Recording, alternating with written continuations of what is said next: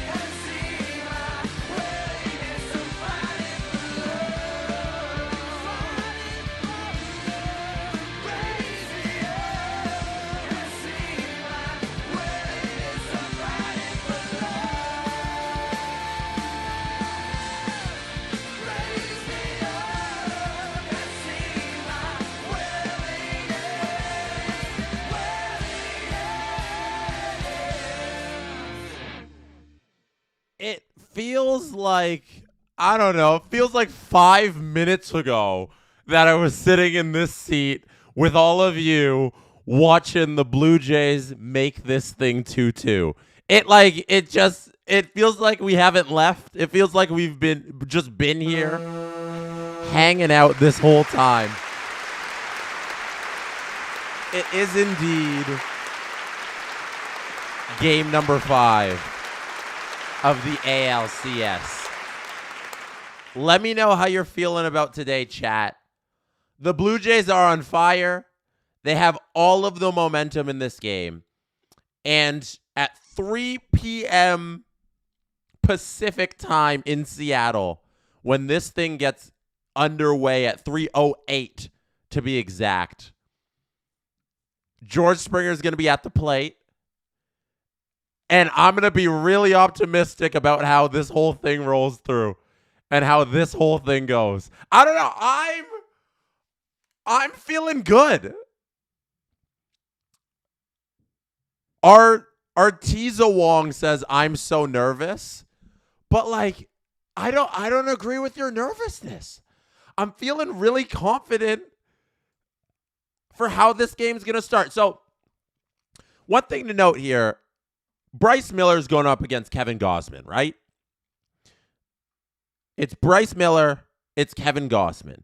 When Bryce Miller pitched in game number 1 where he shut down the Blue Jays, he was hit very hard by the Jays. If you look at some of the advanced numbers, it was a lot of really hard hit balls at fielders. Sometimes in baseball, you just get unlucky, right? Sometimes in baseball, you get a barrel, you hit the ball hard, and it's right at the fielder because they have great defensive placement, you know? The shift was on. They had everybody in the outfield position correctly. The infield was lined up where they need to be. You hit the ball, you got unlucky. There's a case to be made that the Blue Jays got to Bryce Miller a lot on Sunday. And today, if they continue to hit the ball hard, if it just falls their way this time, things could look a lot better for the Jays. I'm hopeful. I'm hopeful today. Let me know how you're feeling. We got Mackenzie Brothers in the chat saying, can we move Game 6 to Seattle as well? The Jays have looked good in Seattle. Moto Ali says, I heard the playback of one of the other games where you lost your voice going to happen again today. I've been trying to take care of my voice more and more as this thing goes on and on. Today I got the tea with me. I didn't forget it this time. I got the SpongeBob mug. Can you see the steam coming off of that? I don't know if the camera can pick that up. There's a lot of steam coming off of it right now. Let me see. Can you see the steam? Can you see it? Maybe I can change the. I'm trying to. No, I don't think the camera can pick up the steam. Anyways, I got the honey. I got the honey and the chamomile tea. In the chamomile tea. Hopefully that helps the voice a little as we go for the next 3 hours and change. James Stemler in the chat says, I'm shockingly not that nervous. Same. This team they've given me a lot of confidence in what they can do. I don't know. Is it wrong that I believe? You know? Oh no, I believe in this Jays team. What a shame. What a shame that I believe in the Toronto Blue Jays because all they've shown me is that they're really good. So they dominate that Yankees series. You got 162 games with this squad where they win the division. What else am I supposed to believe other than this team might be good? Like, if I'm supposed to believe anything with the Blue Jays, it's that they're kind of good. And regardless of how this series ends, for me, in my mind, it has been a successful season for the Toronto Blue Jays. Like, all the credit in the world to Ross Atkins and Mark Shapiro at this current moment for this thing, because I think this year is a good year for the Jays, and you're going to chalk this down as a winning year where they've met expectations, right? If they lose to this Seattle team, they put up a great fight against the Seattle team. That is a very good team.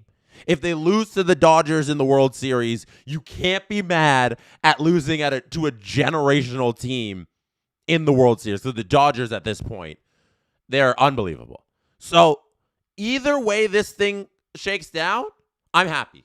I don't know if everybody else agrees with that, but I've had a pleasure watching this team this year. They're so likable. They've been successful on this field, getting to this point, pushing this thing to at least 6 games in the ALCS. I think that is a win for the Blue Jays this year. We're getting close to first pitch here. I'll pull up the lineups here. You can see the first pitch on the MLB.com view. There it is. I'll read the lineup so we get that first strike there as we all enjoy it together. That is the first pitch of the game. It's a called strike sinker to George Springer. Bryce Miller starts the game off 0-1 in the count. Don't forget to hit like on this video as we get underway.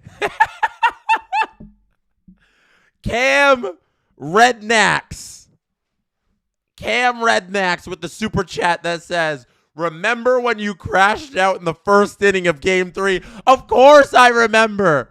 Of course I remember, because at that point, it was despair. This thing was over. The first inning of game number 3. And what happened since then? What's happened since then? Success. Great pitching, great performances from the bullpen, and unbelievable hitting.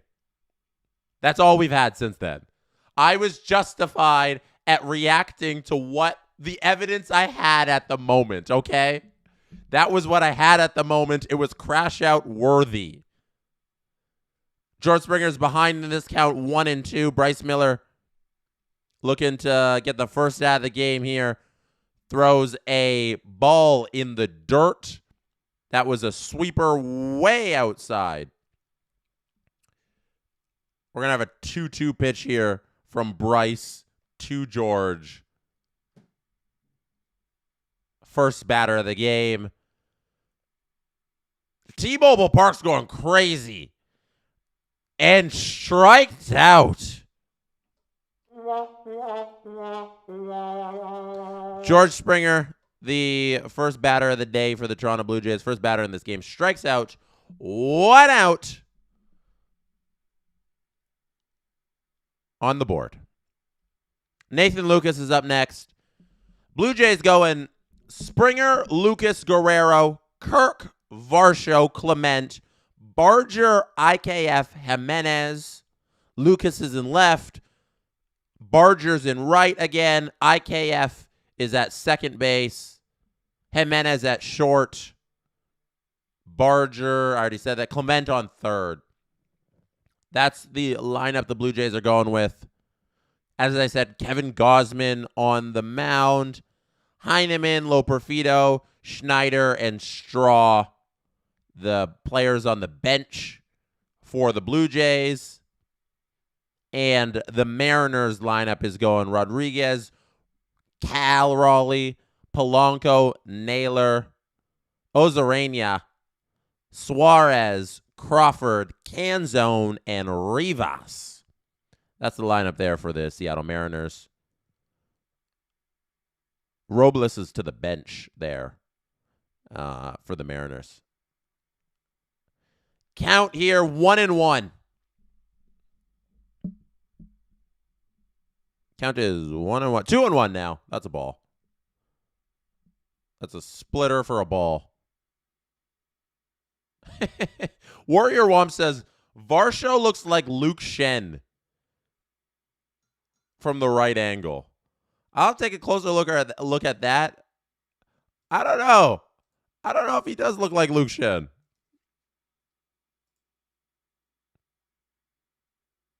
Andrew Doucette with the super chat. Good evening, Jesse. Hope this goes well, but feel leafy. What do you think the odds are on Game 7 choke? Sorry, hard as a Leafs fan. First of all, that ball's caught by Suarez. Nice catch by Suarez here.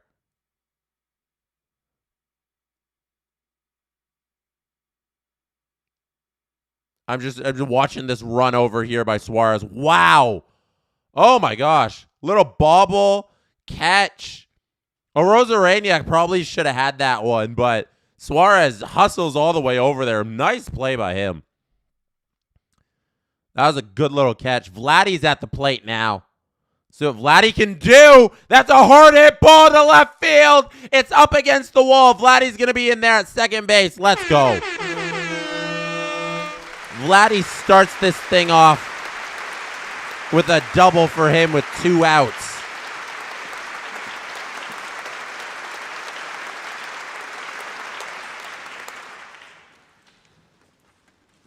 Robert Bet with the super chat. Blue Jays against Mariners. Leafs win against Kraken tomorrow. Nothing but tears for Seattle. That is what we are hoping for. Toronto is hoping for back-to-back wins today against Seattle. 1 today against the Mariners, 1 tomorrow against the Kraken. I need to get back to that super chat. by Andrew Doucette, who's saying that the Jays feel leafy? Are you serious? These Jays have never been leafy. They destroyed the Yankees in Game 1, have battled back in the American League Championship Series, which is the equivalent of the conference finals, which the Leafs have never even gotten close to. I know they're in Game 7 against Florida, but that game wasn't close. And now they're guaranteed a Game 6 in the conference finals? That's not leafy at all. That is not leafy. There's nothing leafy about this team. Get that out of your brain, people. Don't let the Toronto syndrome get you. These Blue Jays are different. They are not that team. They are not the cursed blue and white. They are the good blue and white. They won a World Series in 92, 93. They won back-to-back World Series. The Leafs haven't won a thing since the dreaded 67 number. Don't call these guys leafy. They have a championship. They have 2 championships in our lifetime. Alejandro Kirk's at the plate, by the way. Facing Bryce Miller. 1-2's the count. He's fouled off a couple here now to stay alive. He's looking to drive in Vladdy. Start this game off with another first inning run for the Toronto Blue Jays. Yeah, they're the furthest thing from the Leafs. 1-2's the count. 2 out here. Swing and a miss. Alejandro Kirk strikes out. Vladdy is stranded. That is not ideal. It's all right. It's the first inning. Long way to go. Runner in scoring position stranded, however. Vladdy's hot hitting continues. The dude right now is hitting .471 in these playoffs, and there are some ridiculous Vladdy stats that we can go through if you want just some perspective on how well Vladdy is hitting the baseball. James Stemler writes, guys, quit Leaf trauma dumping. Sincerely, a Leaf fan. That is what I like to hear. Don't bring your Leafs trauma to the Jays chat. We don't need that juju here. Most extra base hits in a postseason Blue Jays history.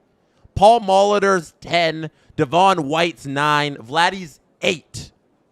Those two did it in 3 rounds because they went to the World Series with those ones. Vladdy's doing it in 2. Vladdy already owns the record for most home runs in a Blue Jays postseason ever. He's got 5. No one has ever hit 5 in a Blue Jays uniform in a single postseason. Most hits through their first 8 games of a postseason in MLB history. Vladdy has 15. He only trails Brooks Robinson, who had 16 in 8 games in 1970.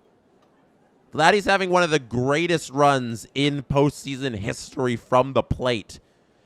That would be like Austin Matthews having one of the greatest single performances in postseason history in a Leafs uniform.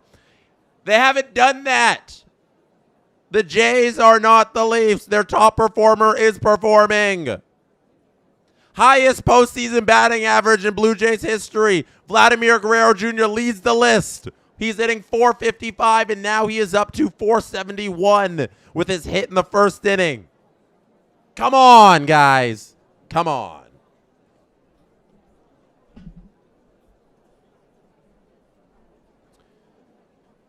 Click like, everyone, on this video if you are here hanging out. Andrew Doucette says, with the super chat, thank you for the super chat, Andrew. There can be no room between what you want and what you're willing to do to get it. Winning means nothing unless you win it all. Big words from Andrew there. You should give a pregame speech in the locker room. Kevin Gausman is on the mound here. You can see there.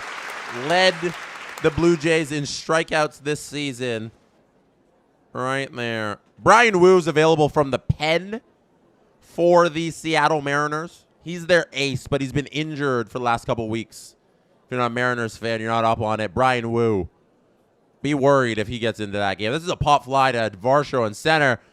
Kevin Gausman starts this game off with 1 pitch and 1 out.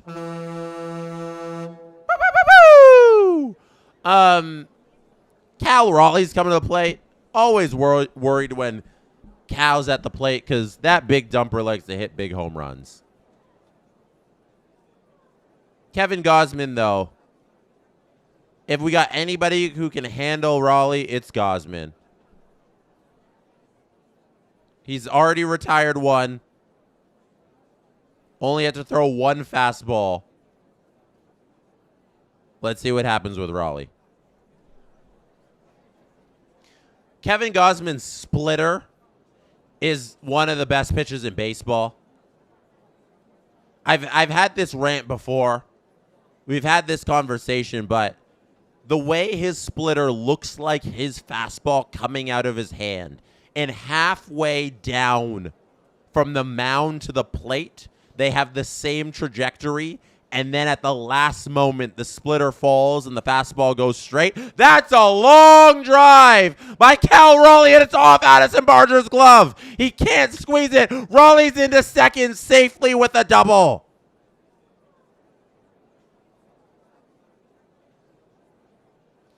That ball was on a rope out to right field. Barger, it hopped up on him and it caught him off guard. Couldn't make the acrobatic play in right field to squeeze that ball, but he made a good effort on it. I'm not going to fault Barger for this one. That was a hard play. Almost got it right off the inside of his glove. Raleigh put a lot of speed on that baseball off of the bat. Oh, you wish Barger would be able to squeeze that, but that was just a good hit. Gausman left that splitter. Oh, no, that splitter was low. It was just low and in the zone. No, that was the four-seamer. It was the four-seamer in the zone low that Raleigh hit. And you know why Raleigh was up on that fastball? Because Gausman started that count 2-0. Gausman fell behind in the count. It was 2-0. Raleigh clearly said, if I see a fastball, I'm swinging, and I'm going to get ready for that fastball. Raleigh saw a fastball, and he swung. That's the dangers of when you're pitching and you get behind a batter early in the count. Throwing those first 2 balls was the mistake that led to that hit for Raleigh. You gave the best hitter in baseball the opportunity at 2-0 to sit fastball. That's an early mistake by Gausman. He'll rebound here, hopefully, against Polanco. And we'll see if the Jays can strand this runner at second base. Tense moments here in the bottom of the first inning. Oh! Gausman gets the benefit of the doubt there on a very low splitter. My goodness, that pitch was so low. Oh, my goodness. We are going to look back on that one because that was so far below the zone. And Kevin Gausman gets the strike call, and now it's 3-2. 3-2 pitch, fouled off. We have 10 SDP VIP memberships gifted by More American Than You. Thank you for gifting those memberships. Appreciate it. Appreciate all the gifted memberships. And if you get one, please thank the person who gifted you that membership. Foul ball again. Wes Richard in the chat, everybody. Wes Richard is here gifting memberships. Shout out Wes.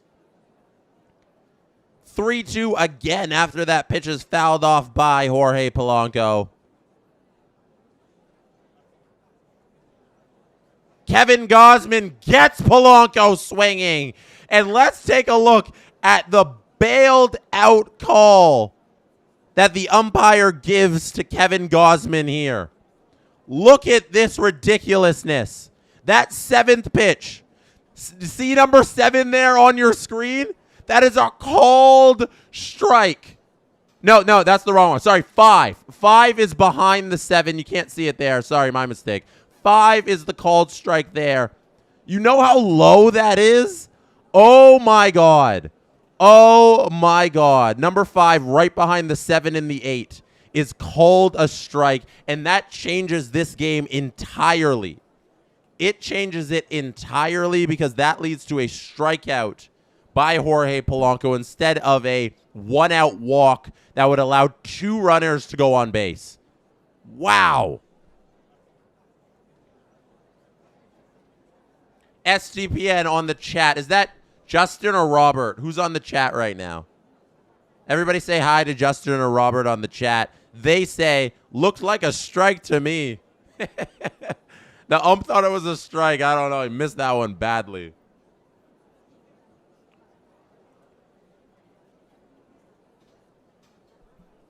Oh, Justin's on the chat. Shout out Justin. Everybody say hi to Justin. James, enjoy your meal at the restaurant. There is a bouncer to first. Kevin Gausman gets out of this inning as Vladdy picks up that little slow roller, walks over to first base, and that is a stranded run at second. Just as the Blue Jays stranded a runner at second, the Mariners do the same, except this way. The Jays got a little bailed out by the umpires there. Thank goodness they did. Super chat here from Robert Bett.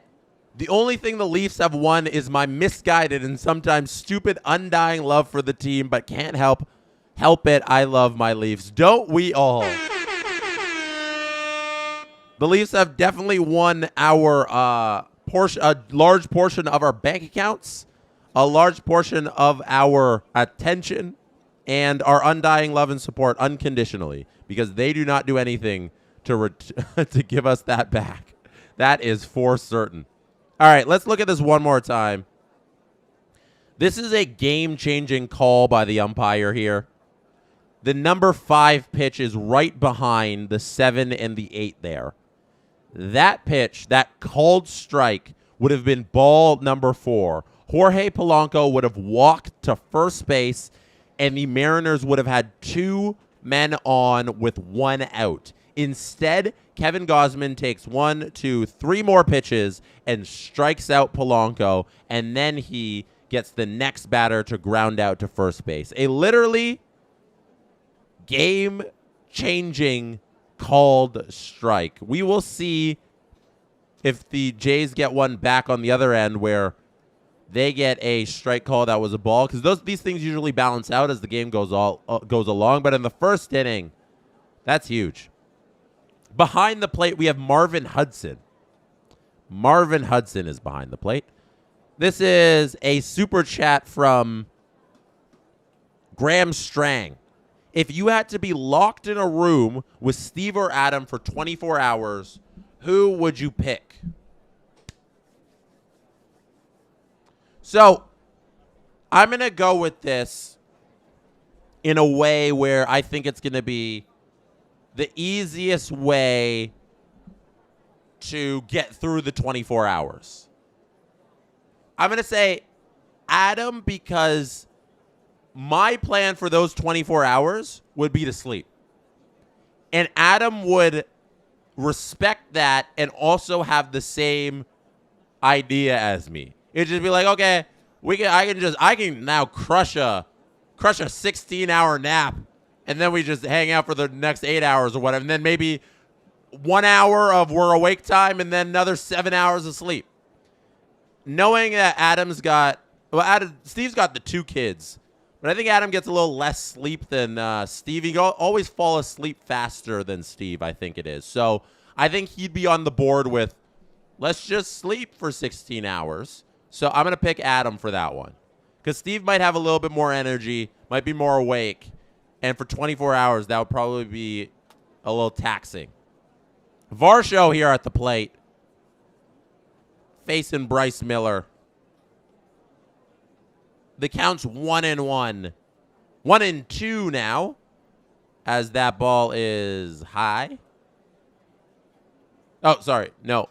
1-2. That's a strike. That ball was high. Swing and strike 1-2. There we go.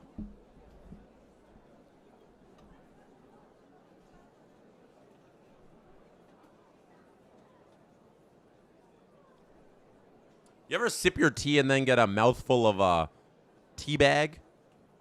that phrasing. Got to remember to move the tea bag to the back of the cup. Varsho here. It counts 1-2 again. Ball inside. 2-2. None out. Top of the second. Bryce Miller on the mound.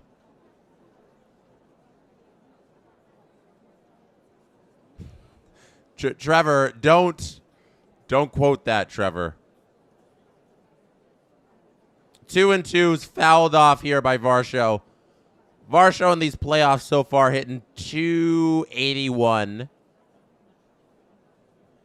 Not bad for Dalton. I saw Robert in the chat.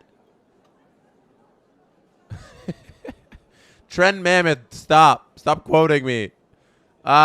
This is a pop fly by Dalton Varsho. It's going to be caught by Leo Rivas. Outside, just behind second base, that thing's caught.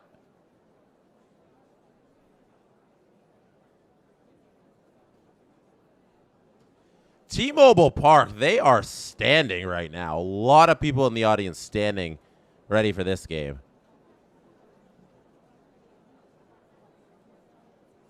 Ernie Clement is up next, hitting .452 these playoffs. Hot hitting Ernie. He's right up there with Vladdy in setting postseason records for batting average and hits. Most hits through their first 8 games of a postseason MLB history. It goes Brooks Robinson, Vladdy, Fernando Vina, and then Ernie Clement. Ernie Clement has the 4th most hits ever through the first 8 games of a postseason. Ernie Clement tries to lay down a bunt there. Bunting for a hit. Can't do it. He saw something with the third baseman, Suarez, playing way deep in the infield. And Ernie said, I'm going to take advantage of this and try to lay down this bunt. Couldn't do it successfully. So now it's 0-2 in the count. Miller deals. That's a single up the middle. No, it's not. Leo Rivas. What a grab. Oh, no.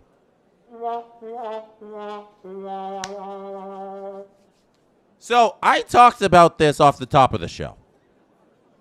If you weren't here off the top, I was talking about how in game number, sorry, my voice is dying.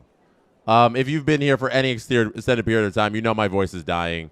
So pardon that if it cracks a lot through this thing. But I was talking off the top, and what I was saying was how in game 1, if you look at a lot of the advanced numbers, Toronto hit Bryce Miller very hard.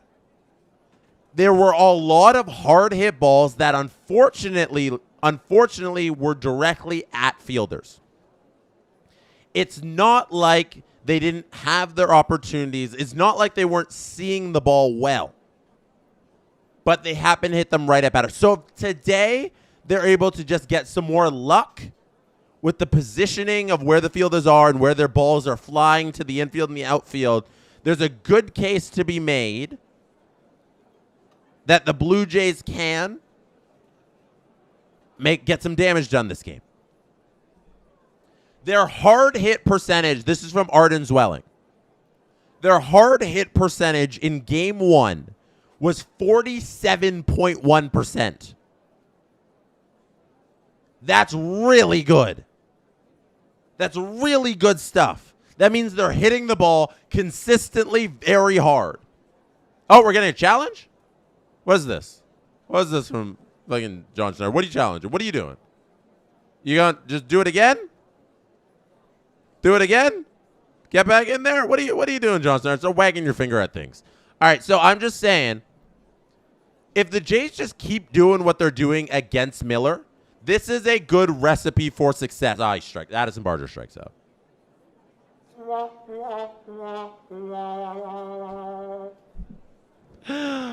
I'm preaching. Hit the ball hard because you've been hitting Bryce Miller hard, and Addison Barger strikes out. Wes Richard with the super chat. Score prediction for tonight. I hate score predictions, to be honest. I hate them. But Wes, because you are so nice to me, I will do one for you. And if I'm going to predict what the score is going to be, I have to believe that the Blue Jays will win this game like how they have won every game so far these playoffs. I'm going to pull up the game log of these Blue Jays right here in this season. Because the Blue Jays have only won these playoff games in one way. So far, these Blue Jays. Oh, hold on. There we go. All right.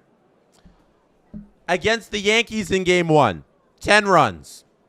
Game 2, 13. Game 3, 6. Game 4, 5. Then in their wins against the Mariners, they put up 13 and 8 runs. So, I'm saying the Jays got to put up double digits today. 11 runs from the Jays would be nice. And a solid 4 runs from the Mariners. 11-4 would be my prediction. We'll see how that goes.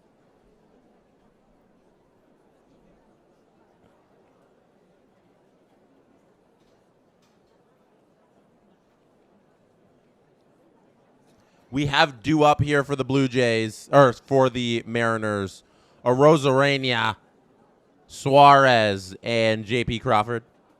Gosman takes the mound for his second inning here. Chat, hello.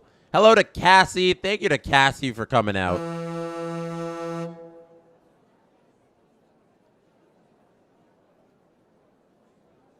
JB says, so you're picking the over. I'm picking the over. Every win the Jays have, they put up a bunch of runs. So if I expect the Jays to win,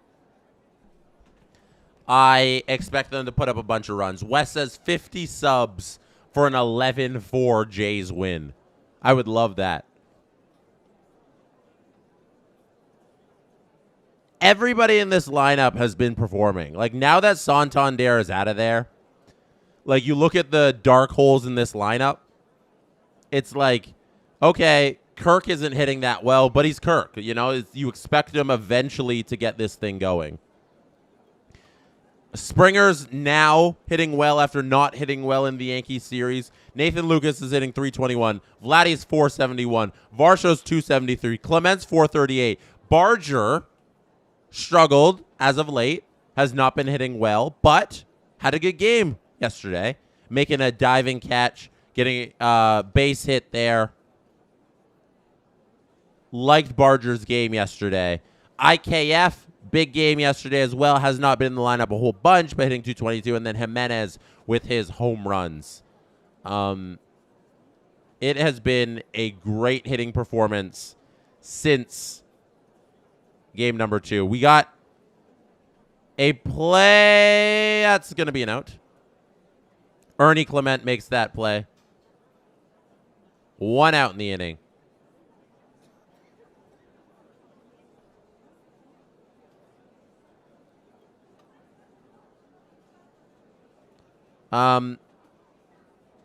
Next up for the Mariners, I lost my lineup. Where's my lineup? Suarez is coming up next. He's in the box now. Suarez not hitting too well. 162. Oh my God! I'm gonna eat those words. Eugenio Suarez hits this ball deep into left field. The first things out of my mouth when I saw him walk to the plate were, he's not hitting too well. He's hitting 162. And what happens? Gausman leaves the ball high in the zone. It was a fastball up and right down the middle. Look how ugly this thing is. That's right down the middle. Can't be leaving a pitch there. That's a 1-0 lead for the Mariners.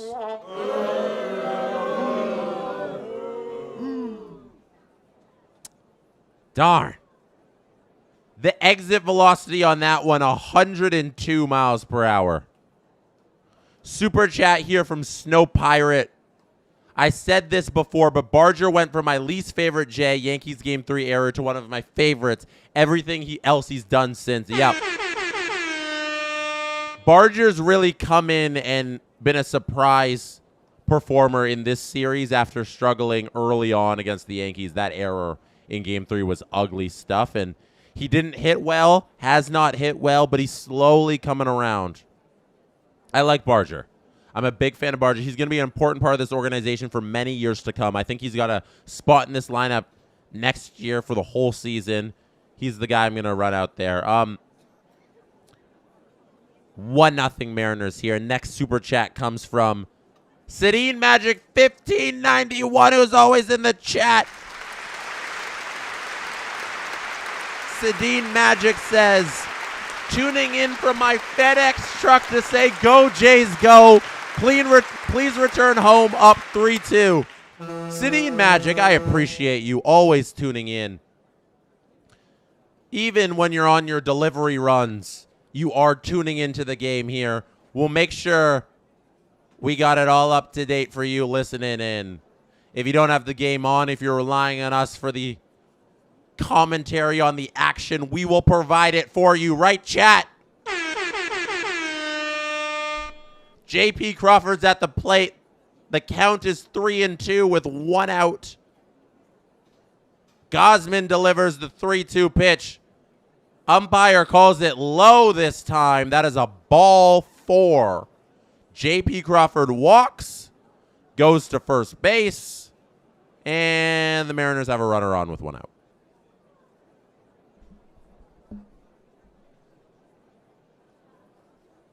Andrew Doucette says, Jesse, want to set up a GoFundMe for the ad fridge for Steve? No, I don't want to do that. Hey, Dominic Canzone here hits that ball really hard, but Addison Barger's there to reel that one in. Thank goodness. It's a good little play there by Barger. Not an easy catch there. He makes it look easier than it was. It's a nice slide and then pop up. Good slide by Barger there to catch that one.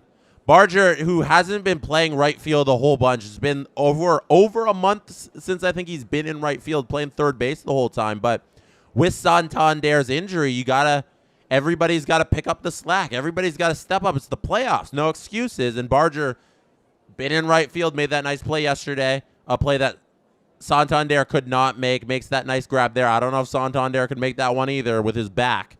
So, good stuff by Barger. Gausman 0-2 to Rivas, 2 out here. Man still on first.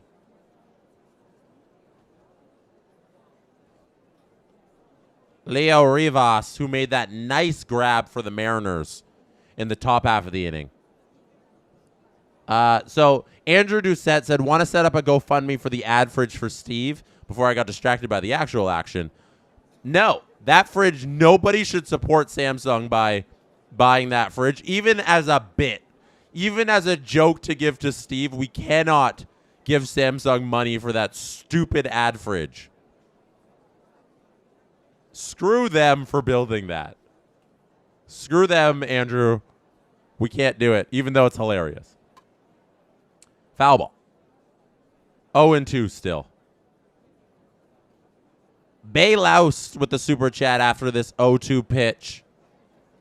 Ball high, it's 1-2. On the bright side, the last 2 games started with Seattle striking first and striking early. That's our pattern for success. Thank you. Blue Jays fans, remain positive. It's only 1-0. So much baseball to go. This is how things work with the Jays. They get down, they come back, they win ball games. The pitching and the hitting shows up eventually in these games. Let's not be concerned. Wes Richard with questions about the offseason. That's a foul ball. Wes Richard with, what does the free agency class look like this offseason, and who would you go for if you were running the Jays? So, I can't do this. It's not in my heart to start talking about the offseason when this team is 2 wins away from the World Series. But if I were to start talking about the offseason, there's another foul ball by Rivas. 2-2 is still the count. If I were to start talking about the offseason, you can't begin any offseason discussion with the Toronto Blue Jays without figuring out what the hell are they going to do with Bo Bichette. I would love Bo Bichette back on this team. But what's his number? What is the ask? What's the ballpark, no pun intended, to sign this player? Strikeout! Kevin Gausman gets Rivas on the splitter low. Gausman strands a runner on first, but not after. Before he did that, he allowed a home run. Kevin Gausman allows a home run that inning, ends the inning by stranding a runner on first. We had Eugenio Suarez going deep to left field. If we're talking offseason, figure out the Bo Bichette conversation first. Go from there. Then let's figure out the rest of this roster. You need some relief pitching. You just need to collect some relief arms. The Blue Jays need to do. Starters, I think, are figured out. I would bring back Bieber. I don't know who wants to offer Bieber a whole bunch of money, but I'm offering Bieber some money. He's a free agent at the end of this year. You could run out Trey Savage takes a spot in this lineup. Eric Lauer could earn a spot back in the starting rotation. That'd be cool. They're looking good next year. They're looking real good. Just a couple little issues to fix and like one big Bo issue and then the Bieber issue too. I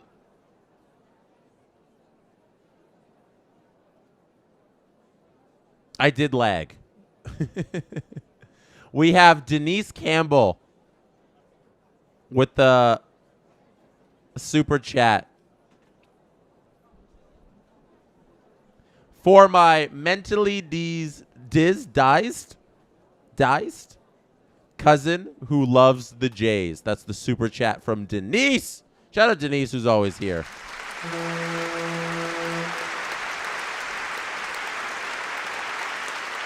Denise Campbell always hanging out in the super chat. Let's check out this home run. As I always do, I must always show you every home run in the game day 3D views, regardless of side. Whoever scores it, they get the game day 3D treatment. Here's Gausman on the mound here.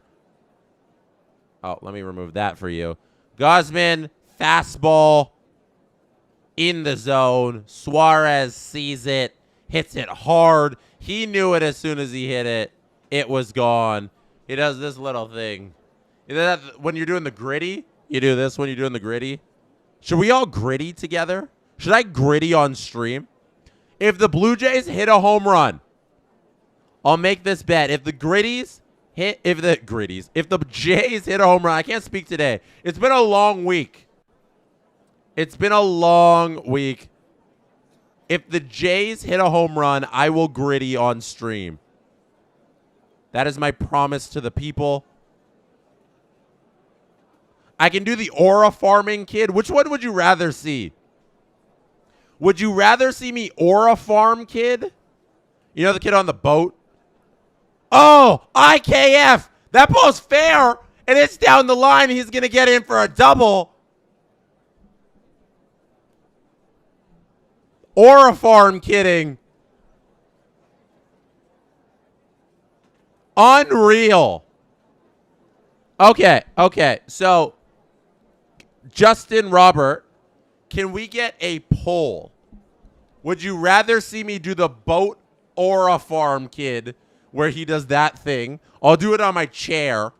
I'll do that thing. Or would you rather see me gritty if the Jays hit a home run? Which one would you rather see me do? I'm trying to manifest this home run by challenging myself to do things. IKF. Unbelievable what he's doing at the plate. But the only person with more unbelievable stats is the man at the plate currently, and that's Andres Jimenez.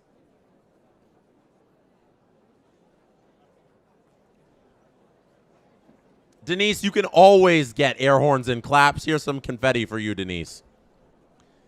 Andres Jimenez now with a chance to cash in IKF. Oh, swing and a miss. 1-2. Fastball.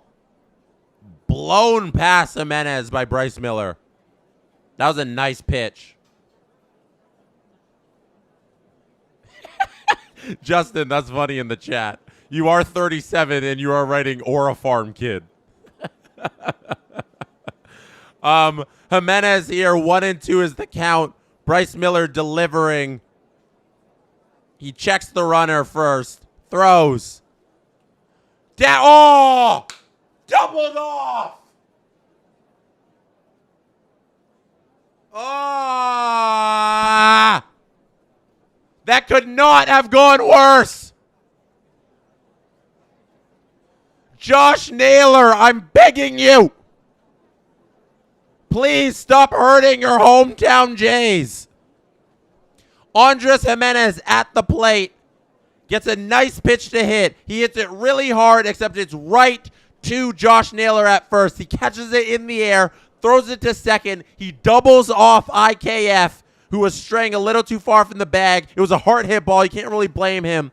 He broke immediately for third. Oh. As soon as the ball was hit, IKF leans towards third, takes a couple steps. Naylor doubles him off. 2 out in the inning. Jays rally stomped dead by Miller and Naylor on that double play. Damn.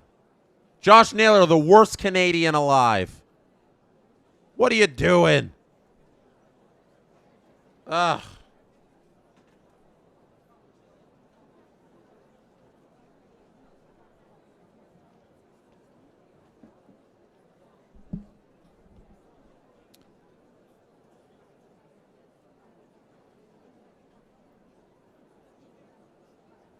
Let's see what Springer can do here. Now there's no men on, 2 out. Ball outside on the 0-2 count.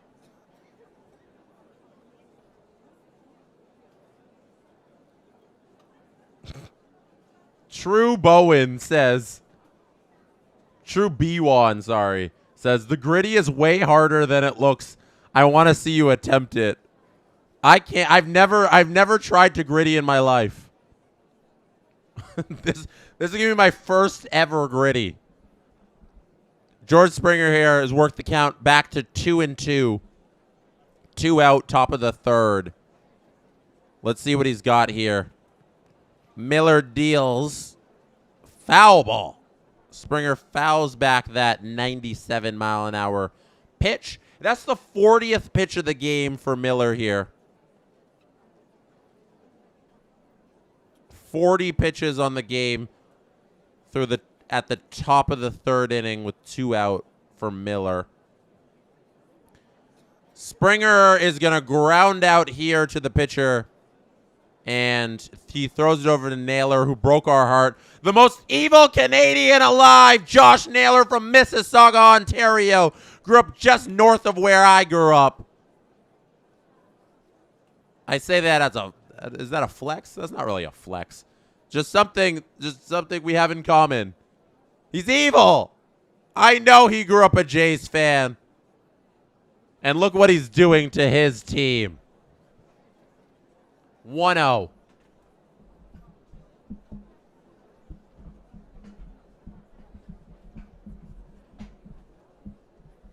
Sorry, I need to shift the mic back a little. My chair was getting in the way. All right. We have the bottom of the third to get to. Kevin Gausman's coming back on the mound. Rodriguez, Raleigh, and Polanco are due up.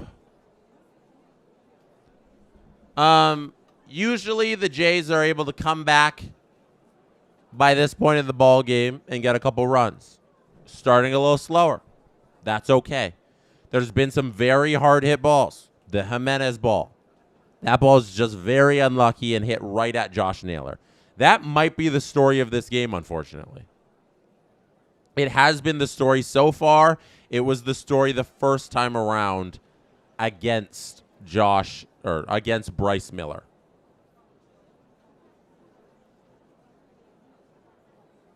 The Blue Jays expected batting average the first time they played Bryce Miller in game number 1.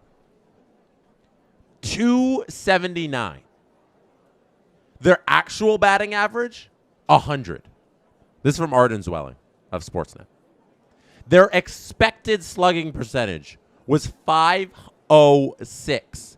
Their actual slugging percentage was .250. Half of what their expected slugging percentage was. This team hits Bryce Miller hard, but every time they hit him hard, the thing lands in a fielder's glove. It's real unfortunate. But that's baseball, baby. That's baseball.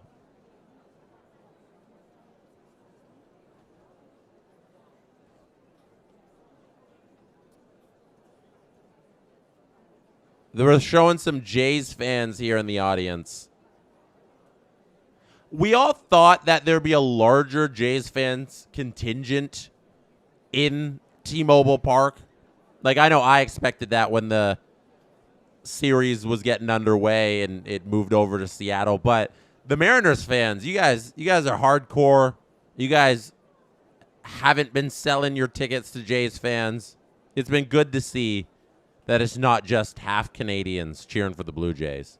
It's been a real good showing from the Mariners fans. Because you can get that in the regular season, but playoffs are different. And I'm happy for their fan base that they can show that they recognize the importance of the playoffs here. They're not just selling those tickets at a premium to Canadians who want to watch the Jays. It's been good. Gausman gets Rodriguez swinging through. Good pitch to make it 0-2 in the count. McLeafin, shout out McLeafin one time. Gifts 5 SDP VIP memberships.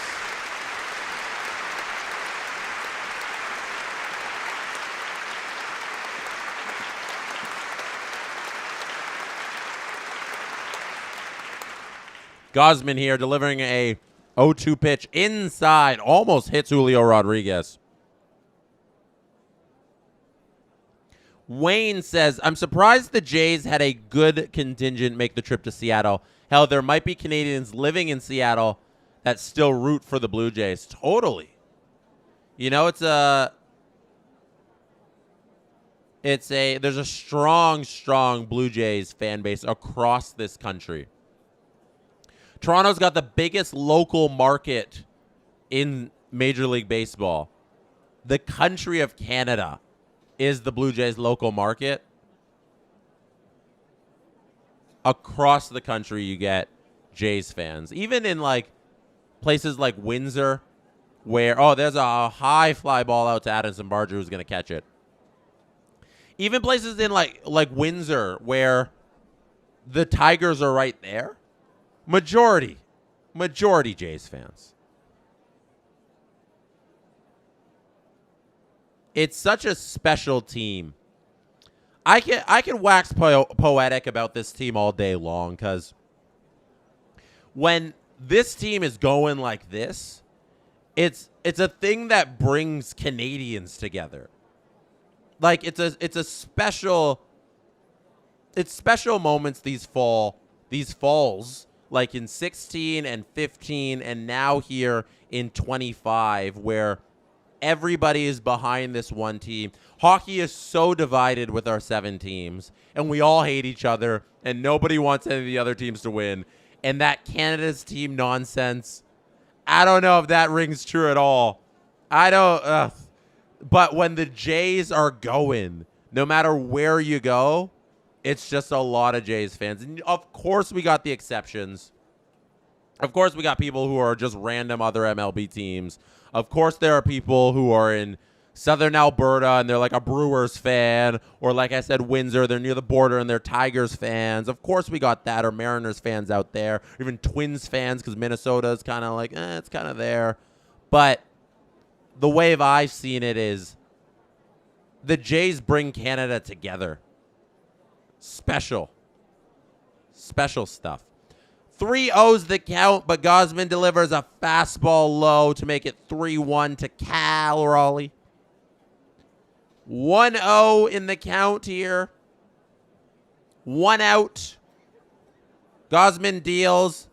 Fouled off. We're back up to 3-2.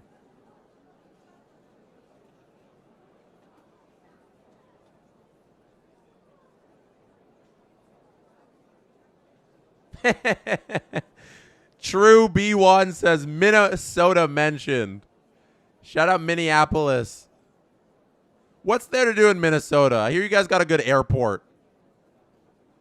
That's all I kind of know about Minnesota. It's like a big airport hub. 3-2 pitch. Swing and a miss! Gausman gets Raleigh. Hell yeah!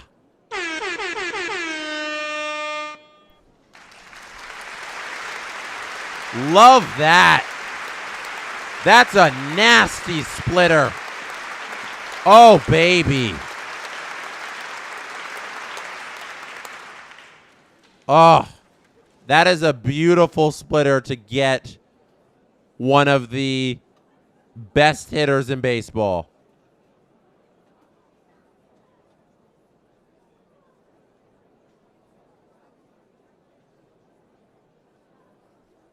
Next up's Jorge Polanco.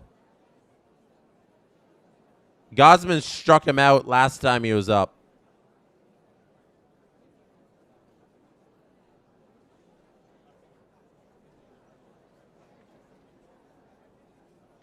I'm gonna go back and show you guys what I showed you previously. In like this was game 3, I think we were chatting about it. I'm gonna show you it again. Because it's one of my favorite things to watch over and over and over again.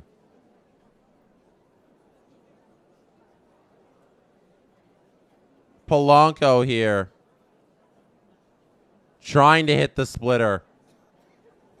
Swing and a miss. Oh my goodness. We're gonna talk about this splitter as soon as this inning's over. We need splitter corner.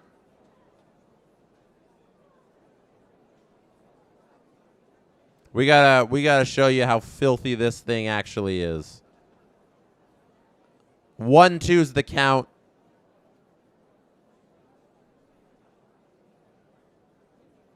Gausman here. He's got a 39% whiff rate on this splitter this year so far. Let's see if he throws another one here to Polanco. He does, and he gets him. Oh my.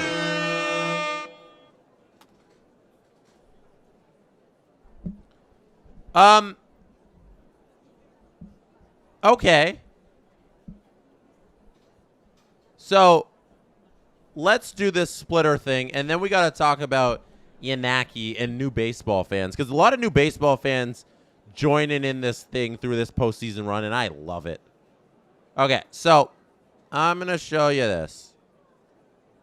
If you don't appreciate Kevin Gausman's splitter, let me show you this. So this video here is an overlay. You're going to see Gausman throw a splitter and a fastball at the same time. And the beautiful, the majestic thing about this pitch is right here. So this is the splitter. That's the 83-mile-an-hour splitter, okay? He throws a splitter there. This is a splitter. Okay, he throws it. Cool. That's a splitter. It's 83. He throws it. Awesome. That's where it ends up. Here's an image. Here's a video of him throwing his fastball. Okay, Kevin Gausman winds up. Oh, Kevin Gausman throwing a fastball. It's 98 miles per hour. Wow, Kevin Gausman throwing a fastball 98. Cool. That's awesome. Now, hold on to your butts as this video is overlaid over the other video. So the Gausman fastball and the Gausman splitter are overlaid by each other in this video here. Look at how this thing plays out. So there's the two pitches. Gausman's delivering. Leg goes up, throwing it. Here comes the ball. He reaches back. It's thrown. Boom. Splitter. There it is. The splitter and fastball right next to each other. Look how close this thing is to the plate. These are the two pitches. You're the batter, and you got to recognize whether this is coming right at you or if it's going to drop. How the hell are you supposed to know? So Kevin Gausman's splitter then takes off. Still even here, look how close these two freaking pitches are. They're right there next to each other, and then boom. The splitter drops. The fastball stays there. That's impossible. That is impossible. One more time. These two pitches are thrown. Boom. One drops. One stays. They look the exact same from here, and then the splitter just dies. It's incredible how Kevin Gausman is able to do this, where he makes his fastball look so much like his splitter, but then the splitter's just coming so much slower, and it dies at the last moment. Kevin Gausman, one more time, a little zoomed in here. See it even better. Oh, yeah. Oh, with the visuals, too. Circle those pitches. Watch them drop. I will stop here orgasming all over this splitter. Oh, there it is. Yep, that's a good splitter. Let's get back to this action here. We got a double on the board. Oh, my goodness. That's a double by Nathan Lucas down the line. Blue Jays cooking. Splitter orgasms everywhere. Nathan Lucas starting off this inning with a double down the line. Right over the bag. Guerrero now up with a man in scoring position. I need to get back to your super chats. James Stemler. Oh, Guerrero's intentionally walked. James Stemler says, Kevin Gausman, more like Kevin Splitman. James, you can do better than that. You can do better than Splitman. Next super chat that I missed there. Robert Bett says, what does Aquaman's pitchfork have to do with the Mariners? Kind of water related, I guess. No, Mariners. Mariners, you know, like the Tridents, they're a Mariners thing. They're a water thing, right? They're a water type Pokemon. Mariners are a sea chanty thing. So they're all water things out in Seattle. Kraken, Mariners, it's sea stuff. It's nautical. It's ships. The Trident fits, let's be honest here. They got something going with the Trident. I appreciate your super chat, though, Robert Bett. We got another super chat from Michael Braskin. Good night from Sweden. Hey, good night. Good night, Michael. Last baseball game I watched live was probably the Batista bat flip. Your commentary makes this game understandable. Hey, I appreciate that. One thing I wanted to get back to. We have a lot of new baseball fans in this chat. Playoff winning baseball, when teams go deep in your hometown, when your team goes deep, it brings in new fans. Embrace those new fans. It makes new fans of those teams for life. The reason I became a St. Louis Rams fan as a child before they moved to LA was because when I was like 6 years old, the first ever Super Bowl I watched was the one where they beat the Titans. I didn't know much about football, but I saw this team win a championship and I became a fan for life. Playoffs, bring in new fans, embrace those fans. I'm going to try and make this stream as new fan friendly as possible. If you have terms you want to know about, Alejandro Kirk walks here. Bases are loaded. Sorry, I'm interrupting myself with this game going on because there's a lot of action happening. None out. Bases loaded. Dalton Varsho coming to the plate. Gabe Spire warming up at the pen. Mound visit. Embrace new fans. If you got questions about baseball, there's so many nuances with baseball. Ask the chat. Either I'll get back to you or someone else in the chat will, because we have a great community at SDPN. My favorite thing about running this company with my two best friends is that the audience and the community we've built are all great people. If you're not familiar with SDPN, if this baseball stream is your entryway to our channel and our podcast network, welcome. Our community is awesome. We have a Discord server, and always in the chat, people are so friendly, people are so helpful, and if you want to know anything, they will help you out. That's what I got to say about that stuff. Bases are loaded. Bases are loaded. None out. Dalton Varsho's at the plate. We are cooking here. We are cooking here with some Blue Jays action. Dalton Varsho fouls off the first pitch. It's 0-1 in the count. That slider was fouled off. None out. 1-0 Mariners. Usually the Blue Jays get this run in the top of the third. Today they're delaying it a little to the top of the fourth, hopefully. This is a big jam for Bryce Miller to get out of. But let's see what they got. Dalton Varsho hitting 2 for 17 in the ALCS. His bat hasn't been going that well. Overall, though, in the postseason, hitting 273, which is great. Varsho fouls off another one. 1-2. Unworthy with a super chat says hit like and subscribe. You better hit like and subscribe. Chelsea. Chelsea's here as proof of us bringing in new fans. Varsho fouls off another one. 95 up in the zone.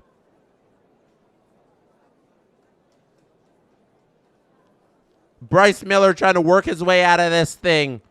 1-2's the count. He looks. He delivers.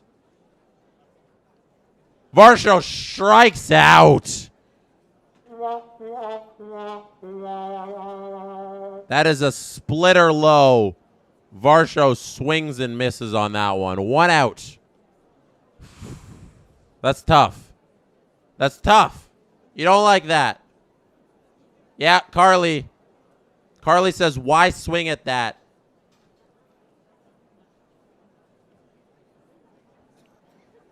Splitters are tough.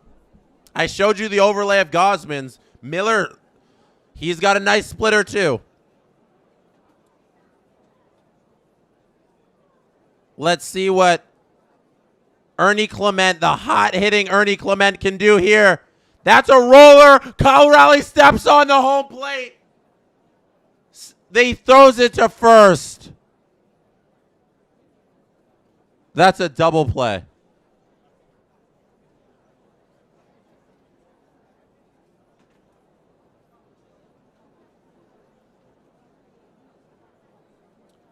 The Toronto Blue Jays had the bases loaded and none out.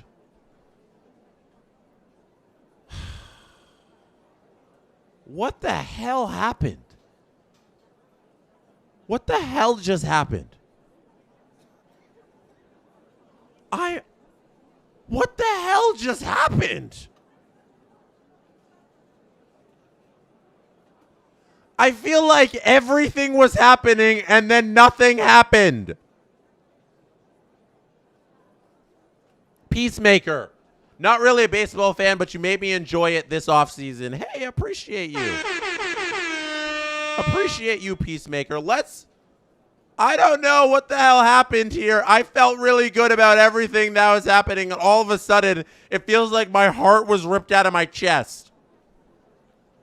So, Ernie Clement hits a weird knuckleball that, bounces off the plate. I want to see if I can see this play again. Oh, my goodness. Ernie Clement knuckles it right in front of him. How did that happen? How does a ball do that? Oh, my God. I'm watching it back here, and there's no reason that physics should allow a ball to do that. It bounces straight down, backspins, and dies in front of home plate. Ernie Clement is then thrown out after Cal Raleigh steps on home plate for the force out at home because the bases are loaded. He throws it down to first for the force out at first because Ernie Clement's got to run. Josh Naylor steps on the bag. That's a double play. That's the end of the inning because the at-bat before that, Dalton Varsho struck out. Gosh darn. Holy crap. That is a momentum killer. The Blue Jays just had bases loaded with nobody out, and they walked away with nothing. That's unbelievable. Oh my God. They just keep showing this, and I'm keep trying to find out how this happened. Wow. You know what we're going to do? Because I believe it's available. No, it's not available. I want to game day 3D this one. We are going to game day 3D this thing into oblivion. Because none of this makes any sense. How the physics of that baseball don't make sense. Jeez. That's a bad break. All right, Josh Naylor's at the plate here.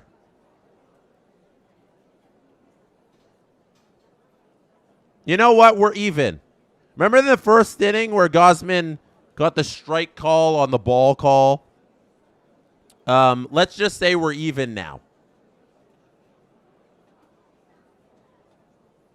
Because that one, physics screwed us there. And that's going to be a double for Naylor. Is he going to round the bases? No. Naylor stays at first. That's a single into left field. The throw in keeps him at first, but that's a leadoff single.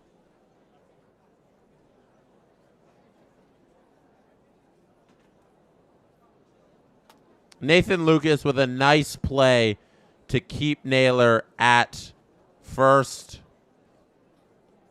but that's a leadoff single for the Mariners. Robert Betts, still think the Leafs and Jays have nothing in common. Yes, I still think they have nothing in common because the Jays right now are guaranteed to play Game 6 of the ALCS, which is the conference finals equivalent of the Toronto Maple Leafs. The Toronto Maple Leafs have not made it to Game 6 of the conference finals. Not the same thing at all. Not the same thing at all. Show Me Rose says, we continue to bail out Miller. He barely throws in the zone. We chase all the high fastballs, and Varsho has to lay off. Yeah, it's this happened in game number 1 where the Jays could have sat back, take a lot of pitches, and they didn't do it with Bryce Miller. And now here in game number 5, we're going to turn to Kiner Falefa can't field that one cleanly. They don't turn to. Arozarena replaces Naylor at first. 1 out here for the Mariners in the bottom of the 4th, but man on first now. IKF can't field that ball cleanly. There's a chance to turn 2. He really should have had that. He should have had that one.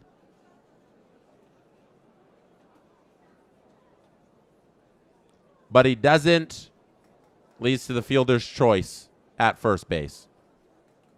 Suarez now at the plate. The man who hit the solo home run in the 2nd inning, Eugenio Suarez.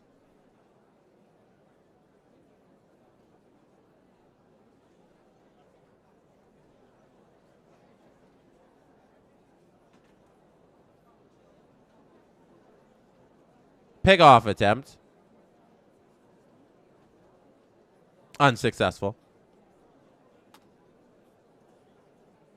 Suarez here again. 0-1 is the count. Ball in the dirt.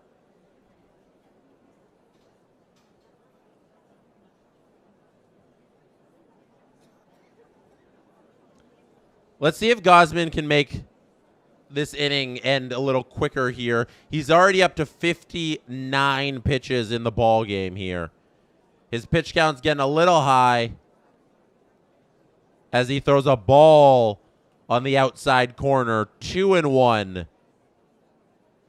1 out.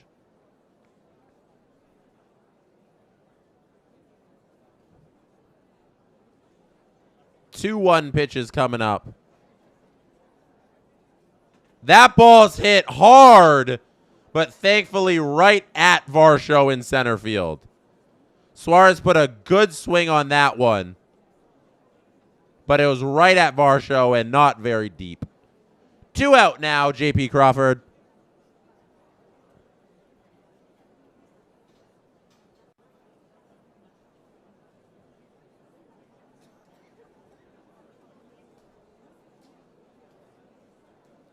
J.P. Crawford, 2 for 13 in this series right now. Expect the Mariners to be running here, trying to steal second.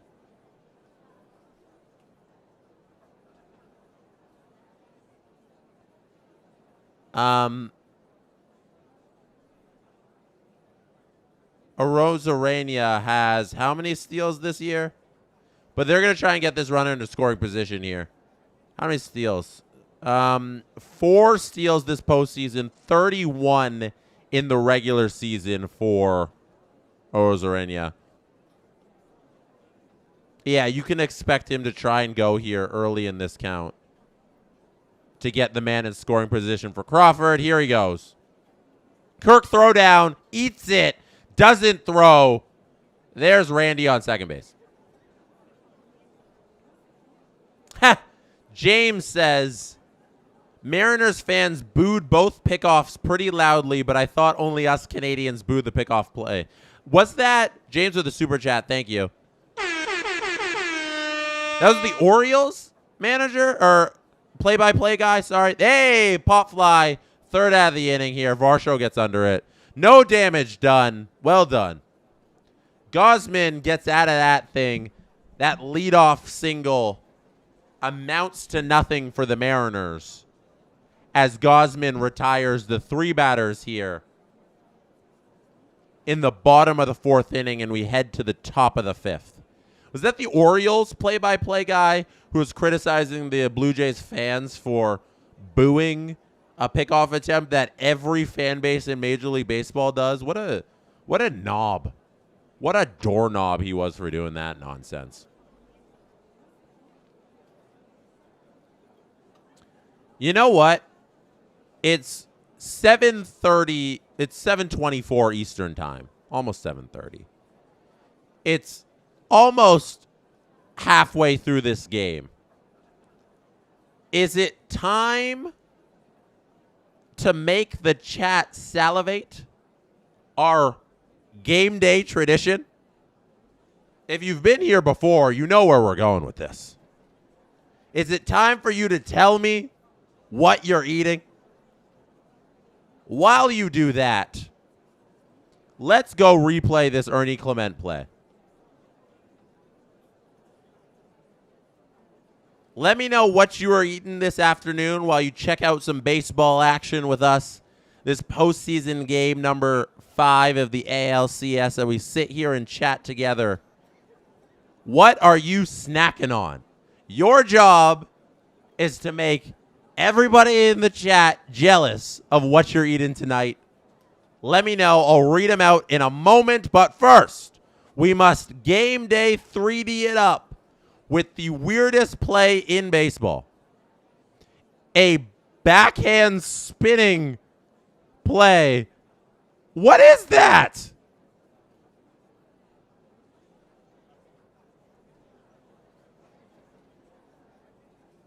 So the broadcast is explaining that with the roof open, or sorry, with the roof closed, The water there is a little soggy. So a baseball hit right in front of Raleigh might plug in the ground. So that is apparently what happened here. The ball hit the ground. It's soggy, so it plugged, and it sat there, and it had that weird backspin action. That's what they're saying on the broadcast happens with that ball. What a strange way to make your grass soggy, your dirt soggy around the plate. I've never seen that before. I've never seen something like that happen. What an odd thing for that baseball to do. All right. Barger at the plate here. Singles out to center field. Blue Jays getting started. Leadoff single by Addison Barger. Drops right in front of Julio Rodriguez. Let's get to your food. 30 wings. What? Taters and 2 sauces. Justin, where are my wings? I would love some wings. Emo Jalapeno ordered some Mary Browns. I believe you Americans do not have Mary Brown's chicken. It is fantastic. Matt Brash is coming into the game, and the Blue Jays have chased Bryce Miller from this contest. Wow. Wow. Okay. We will get back to the game, but we must get to your food. Mir Jigan says Korean beef and rice bowl with quick pickles, cucumbers, and carrots. That's fantastic. Air horns for you. Michael Braskin is not eaten. Jesse Adlington is having Timbits. Ooh, Lisa Moe with a rosé spritzer. Patrick Beatty, 2 toasted fried egg sandwiches for dinner and orange juice. Patrick, you must be a hungry boy. 2 fried egg sandwiches. That sounds good. 2 of them. We got homemade jerk chicken, peas, and rice with mango salsa. I love me some jerk chicken. That's Phil Smith. Please send me some jerk chicken, Phil. Would love some. Stu Goalie's eating a rye and Coke with some cooked chips. It's cooked kettle chips. Kettle cooked chips is what they wrote. Never Ignored says crisps and chocolate chip cookies plus a cold Stella Artois. Anybody out there doing the 999 challenge? 9 hot dogs, 9 beers, and 9 innings? Let me know. We got some good foods in the chat. Mary Brown's Batter's Box deal today is amazing. That's Thai-san. Yeah, that's a real Blue Jays meal. I believe Jose Batista's got that Batter's Box down. I think his face is on that, right? I think Jose Batista advertises that Batter's Box at Mary's Brown Chicken. That's a real Blue Jays meal if you want to eat some Blue Jays food. Steen Schiller's eating Chinese tonight, orange chicken and rice. See, if I'm getting Chinese food, I'm not eating the orange chicken. For me, my go-to Chinese order is the sweet and sour pork or the General Tso chicken. It's one of those two with the rice, obviously. I'm not noodles. I'm rice. General Tso or sweet and sour pork. That's what I got to do. Orange chicken's not really my thing. Justin on the SDPN account. Mary's Brown is the elite Canadian chicken chain. You best believe that. Robert Malloy eating the healthy food. I had chicken and rice. Boring, Robert.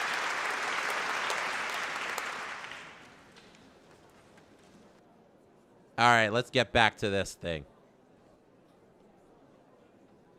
We got IKF at the plate. Addison Barger with that leadoff single. Matt Brash is in the game to replace Bryce Miller. I wonder if they're going to get Woo in the game.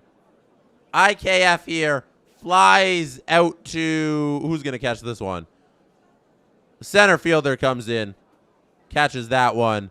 That's Julio Rodriguez coming into shallow center field to retire IKF. And now prime Barry Bonds, Andres Jimenez, comes to the plate. Matt Brash from Kingston, Ontario. Is that true? Did we check this? Yeah, you know, we brought this up last time. We were chatting about this because it was Josh Naylor and Matt Brash dealing for the Mariners. And as JB points out, the Canadian was hurting the Canadian team. Bay Ridge Secondary School in Kingston, Ontario is where Matt Brash pitched in high school. There's a little dribbler that's played by Matt Brash over to Naylor to get Jimenez, what was essentially a sacrifice bunt, to get Barger to go over to second as Jimenez hits one off the end of the bat. Does not go far. Brash is able to make a little nifty play to get Jimenez at first. Runner advances to second. Jimenez is out. That's 2 outs in the inning. Runner on second. At the plate, George Springer. Mound visit for the Mariners to talk things over and see how this thing goes.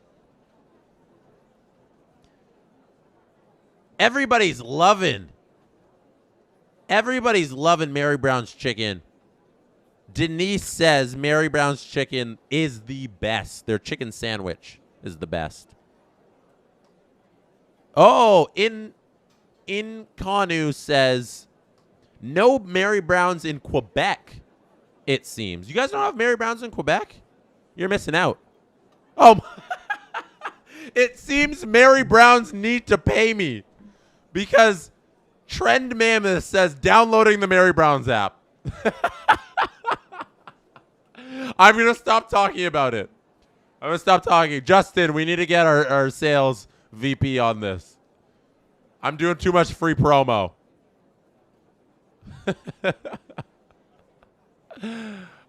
George Springer here ahead in the count 2-0. 2-0 is the count. Let's see what George Springer can do with this thing here. George Springer all the way out to left field, just barely off the wall. Blue Jays are going to cash a run to tie it up. George Springer with the loud, let's go. That's 1-1 on the board.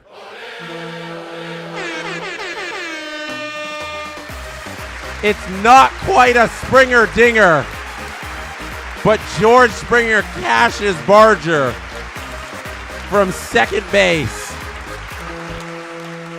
And he is pumped about that one.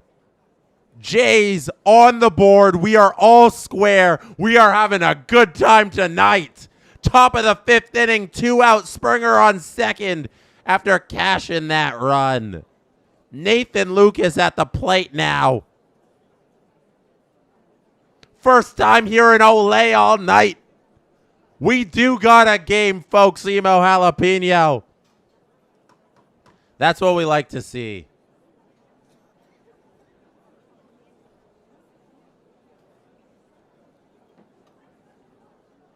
Timeout in the batter's box.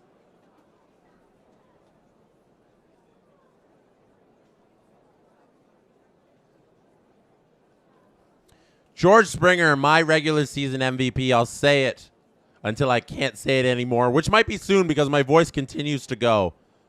George Springer, my MVP for the Blue Jays this year. Vladdy's like, oh. Nathan Lucas is pissed off.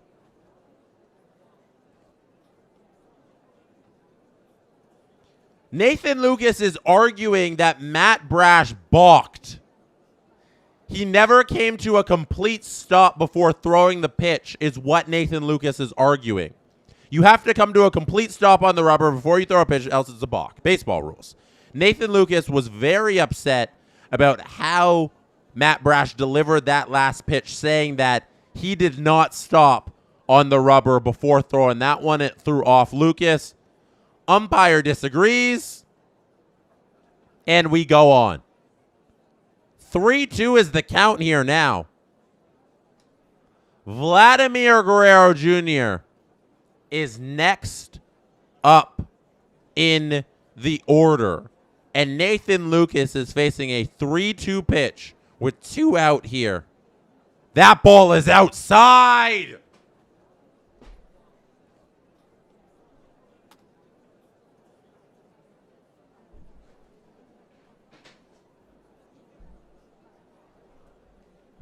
Here we go. Are you ready for this one?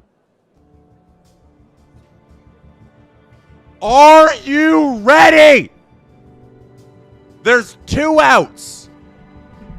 It's the top of the 5th inning. Vladimir Guerrero Jr. is at the plate. Vladdy, the hottest hitting hitter in the postseason. He's already got a hit today. Intentionally walked earlier. Hitting .471 this postseason. He's ahead of this count. 2-0. Will he have the green light here to hit this fastball? I assume Matt Brash is going to come back with a fastball. The Mariners fans are covering their eyes. They can't help but look at the field because they know who's at the plate. They know that the big bopper Vladdy is going to do this thing for the Jays. Strike. He does not offer at the 96-mile-an-hour sinker on the outside edge, but it's in the zone. We're now at 2-1. Vladdy's still ahead in the count with 2 out and 2 men on. What's Matt Brash going to deliver? It's a ball outside. It's 3-1. Does Vladdy still have the green light here? At 3-1, is he going to offer at this next pitch? Is Matt Brash going to come back with something off speed, or is he going to offer him a fastball that he can hit out of the park all the way into the Pacific Ocean? Oh, my goodness. That's strike number 2. It's a slider outside of the zone that Vladdy chases. That could have been ball 4. But Vladdy swung right through it. We got a timeout at the plate. Vladdy needs a second to regain himself. Now Matt Brash steps off. Nobody wants to make the mistake here. It's Brash versus Guerrero. 3-2 is the count. It's the top of the 5th with 2 out, 2 men on. 1-1 ball game. Game number 5. Vladdy strikes out. No! Gosh darn.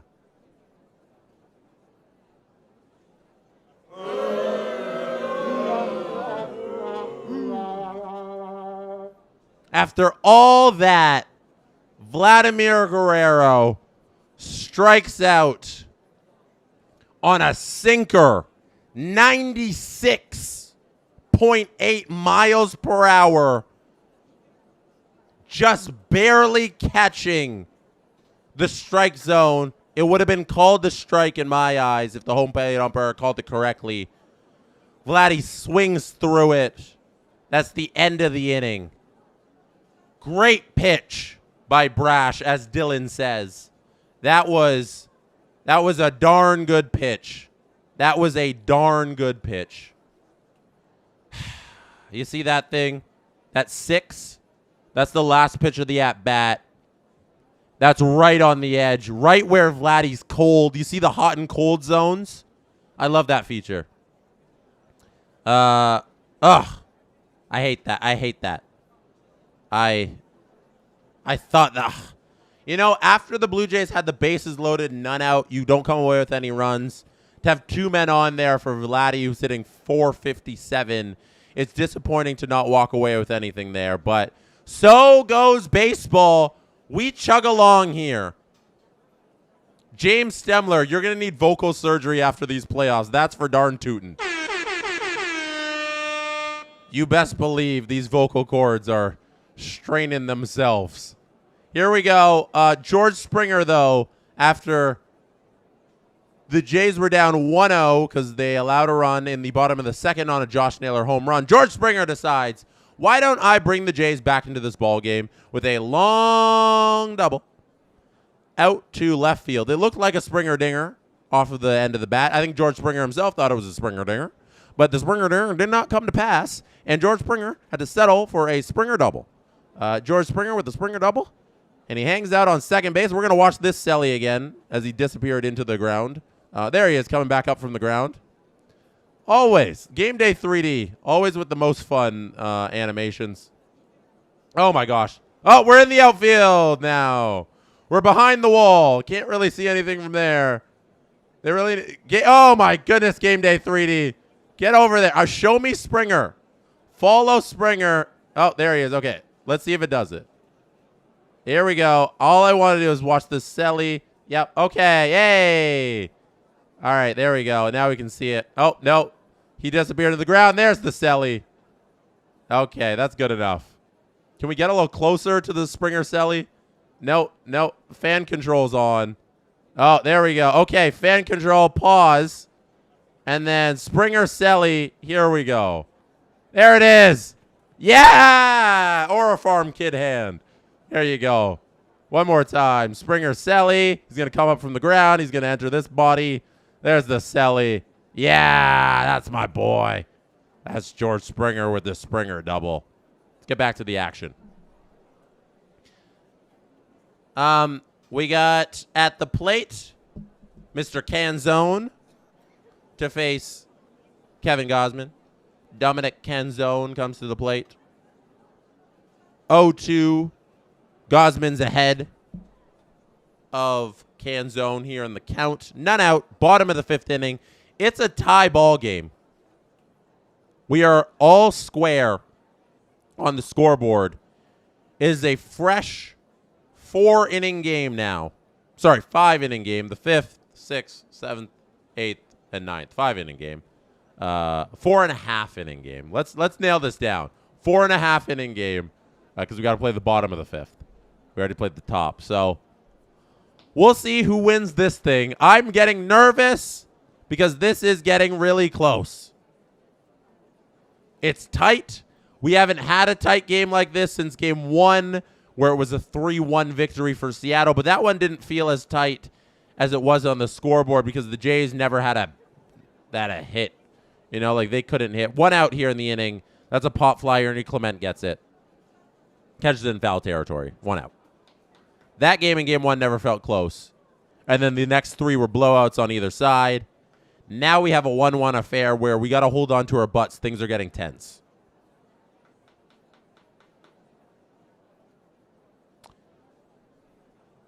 I will sip my tea here.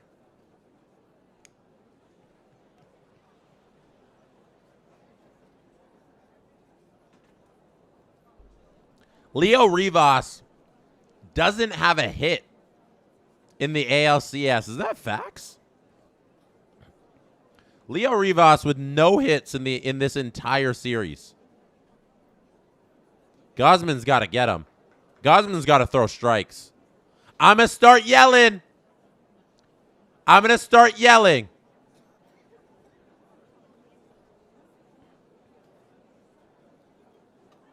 There is the man, though. Brian Wu, the Seattle Mariners ace, who has not pitched since the end of September. He might be getting into this game, and that is a scary thought for these Toronto Blue Jays.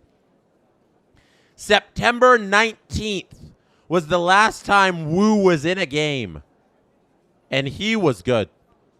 5 innings. Oh! No.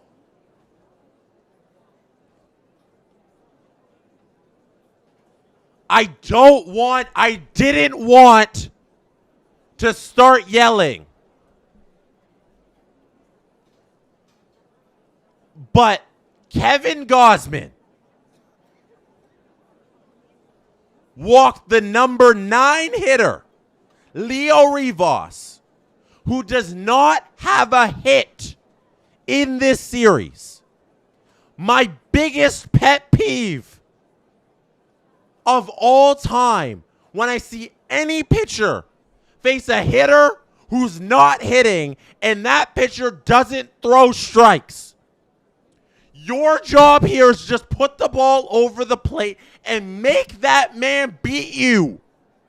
He's not swinging the bat well. Just put it in the strike zone. That's the number one thing you can't do, is not challenge them.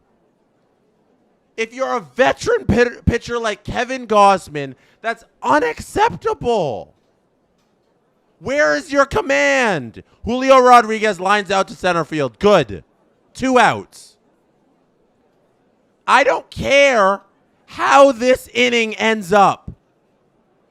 You can't do that to the number 9 hitter who doesn't have a hit. That's ugly. Now Cal Raleigh, the AL MVP, is at the plate with 1 man on base. The bases should be empty. Rivas should have been out. Julio Rodriguez would have been out there. The inning should be over right now. But you gave a man who can't swing a free pass to first base. Unacceptable stuff from your ace starting pitcher in Kevin Gausman. Little things matter. I'm sorry. Little things matter in the playoffs. That is a little big thing. That's an avoidable walk, and this better not come back to bite this team in their butts. The big dumper butt is at the plate right now with a man on. And if he big dumps this into right field over the wall, you have not heard the last for my complaints. My goodness!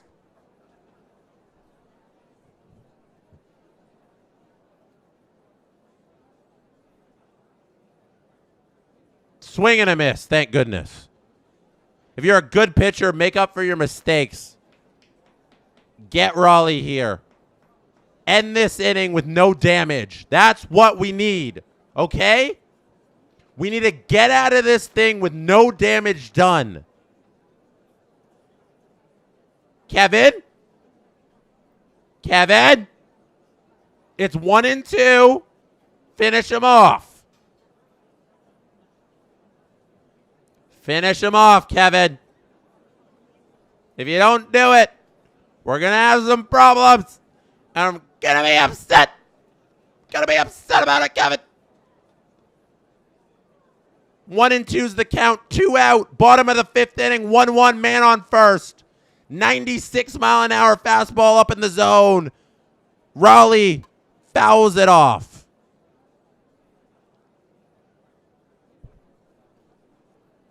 Fouls it off. 1-2 pitch coming up here. Gausman's going to go to the splitter. He's got to go to his pitch. Splitter in the dirt. Raleigh doesn't bite at it. Can't get him to offer at that splitter in the dirt. We got a 2-2 pitch here with 2 out to Cal. Gausman's got to get out of this thing unscathed. He needs to make up for his mistake. And Raleigh out to right field, but it's going to be in shallow right. And he does it. He does it. Thank goodness. Kevin, if you're going to make mistakes, come back and fix them. That's what we like to see. Thank you, Kevin. Credit where credit is due. Credit where credit is due. The walk ends up meaningless. Thank you. Thank you, Kevin. Appreciate it. We're even. I forgive you. All you've done now is raise your pitch count for no reason. But you got everybody out. No damage done. Nothing comes back to bite you. The big dumper sits his big dumper back down in the dugout. And we're good.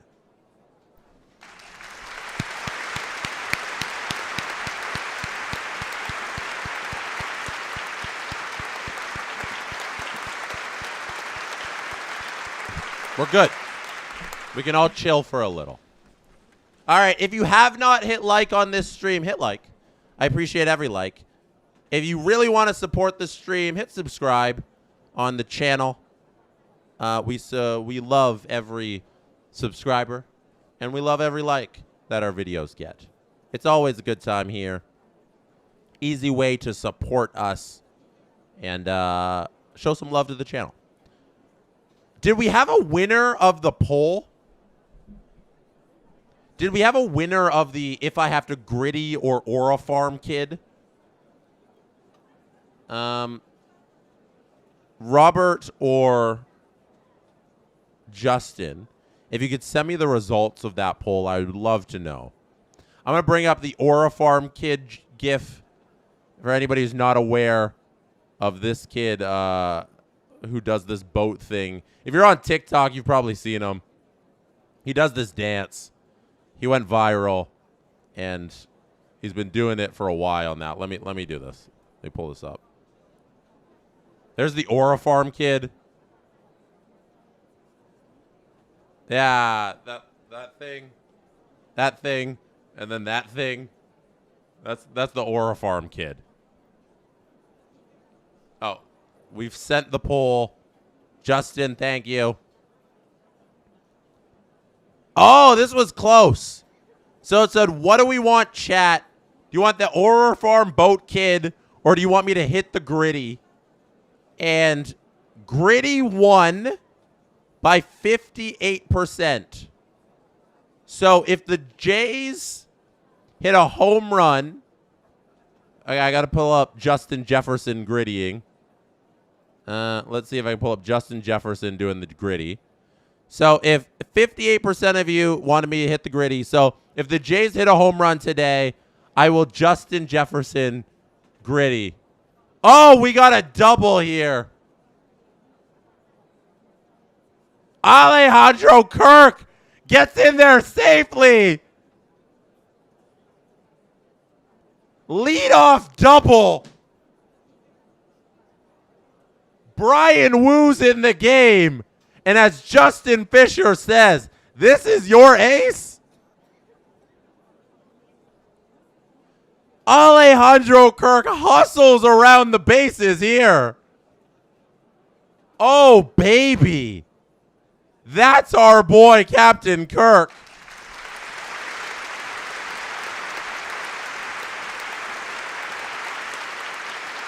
Baylau says, I was beginning to forget what a close game looked like, to be honest. We haven't had many of these as Jays fans. All the Yankees games were blowouts on either side. The wins here in Seattle have been blowouts. 3-1 in game one, but it didn't feel like a 3-1 game. This is finally a regular baseball game. Vince says, here for the vibes again, that's all. Varsho pops up a bunt in foul territory. It's 0-2. Okay, let's set the scene here. The Mariners bring in Brian Woo. He replaces Matt Brash. Brian Woo hasn't pitched since the end of September, the 19th, I believe. Last time he pitched. He is their ace, but he's not stretched out to start. He's stretched out to go a couple innings, so the Mariners are using him here in this crucial game in a tied 1-1 ball game in the top of the sixth inning. Brian Woo's on the mound. Alejandro Kirk leads off facing Brian Woo for the first time with a double into the corner. It's the first pitch he throws. Kirk goes with it, hustles down the line, gets in there safely for a double. Varsho's now at the plate, behind in the count, 1-2, none out. Varsho takes a pitch high. It's a ball. It's 2-2 now. What's Varsho going to do with this 2-2 pitch? That's where we're at. This is crucial. That's a ball again. That's 3-2. The count was 0-2 at one point, and now it is 3-2 for Dalton Varsho at the plate. Brian Wu on the mound. The Jays need to cash one of these runners eventually. Varsho flies out. J.P. Crawford catches that. Ah! Varsho flies out to left field. Darn it. Darn it. Okay. So why this is so crucial here for the Blue Jays. With a man on second and none out, the Jays need to get this one going and get this one home because currently they are 1 for 17, or 1 for 7. 17 would be crazy. 1 for 7 with runners in scoring position. They've left 5 runners on base. Kirk and Guerrero already in this game have been left on base in scoring position to end innings. You don't get all these opportunities all game long. You had Vladdy at the plate with 2 on and 2 out. Vladdy couldn't cash anybody. You had the bases loaded, none out. They couldn't cash a single run. Now you got a lead off double. Cash this runner, people. Ernie Clement does it. Is Alejandro Kirk going to turn? He does, and he scores. Wild throw. If that thing's online, it gets Kirky, but it's not. Clement cashes him. Let's go. They're doing what we asked. Blue Jays up 2-1. They don't waste this opportunity. Ernie Clement remains the hottest hitter in baseball besides Vladdy, who he also plays with. Ernie Clement doing it big for the Blue Jays. Alejandro Kirk getting the green light at third base is the most absurd thing I've ever seen in my entire life. But Kirky hustled like he's never hustled ever in his entire life. The third base coach is telling him to go home, and he made it home safely. Vladdy's fanning him off because he's sweating. Chug those legs along, Kirky. You're making it home. Standing up. Putting the Jays up by 1 run. Barger grounds out. Barger grounds out to first base. 2 outs here in the inning for the Jays. We get Ernie Clement over to third base because Ernie Clement went to second on that throw home to try and get Alejandro Kirk. We got gifted memberships here. Wes Richard. Wes Richard gifted a couple of memberships here. Oh, my goodness, Alejandro. All-time Kirk moment right there. I need a loop of that playing for the rest of my life.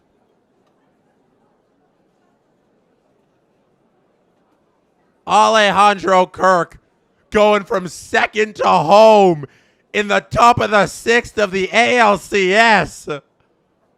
Oh, all-time Jays moment, people. Unreal. Brian Wu, clearly rusty. Can't get the Jays. IKF is now at the plate. Louis Varland's warming up in the mound for the pen, for the Blue Jays. Louis Varland's been good this series. I liked what I saw from Louis Varland yesterday. Oh, IKF offers that a ball outside. It's 2-2 in the count, 2 out.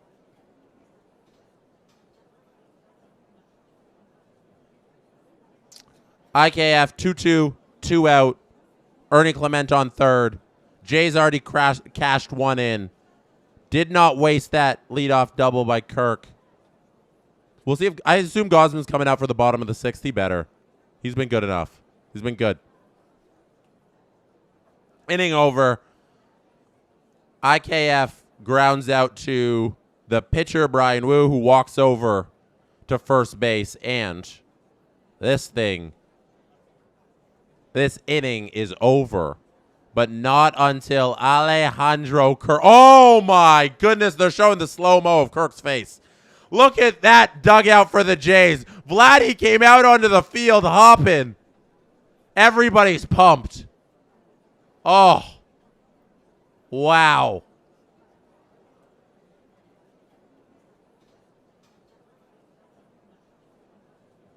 Chat's going crazy. Thank you, Wes, again for the super chats.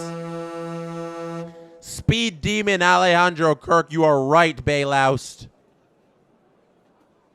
My voice is going to give out one day. Bayloust says, on the one hand, Jesse is a spectacular stream host. On the other hand, I feel bad for his vocal cords tomorrow morning. They'll live. You know, you only get one trip to the ALCS every this is what? Once every decade? Last time was 2016. My vocal cords once every 10 years can go through this.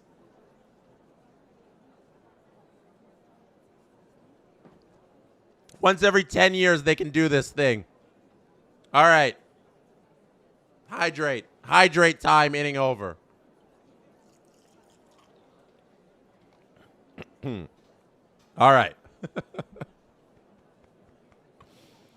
Let's see if that game day 3D of that Ernie Clement single is available yet. This is going to be an all-time game day 3D. We are going to have this thing on replay. Oh, it's not up yet. We'll get that going for you as soon as it's available. I need the Kirk animation rounding the bases like I need air. Barb A with the super chat. On the American broadcast on Fox, slowest runner in the league, and he's going to make it home, LOL. I don't know if they have the advanced stats on the speed numbers around the bases, but when I saw Kirky rounding that third base, he was Usain Bolt. I saw no difference between Alejandro Kirk and Usain Bolt. You best believe that. Those two look the exact same. I was seeing double. I was like, how did Usain Bolt get there? What? All hustle. That is for sure reasons.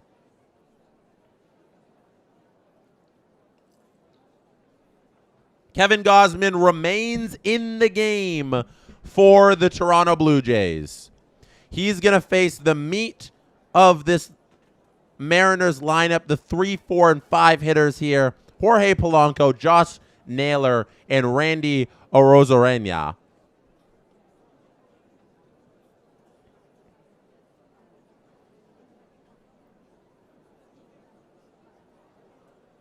Swing and a miss there by Polanco on the 1-0 pitch. Makes it 1-1 in the count.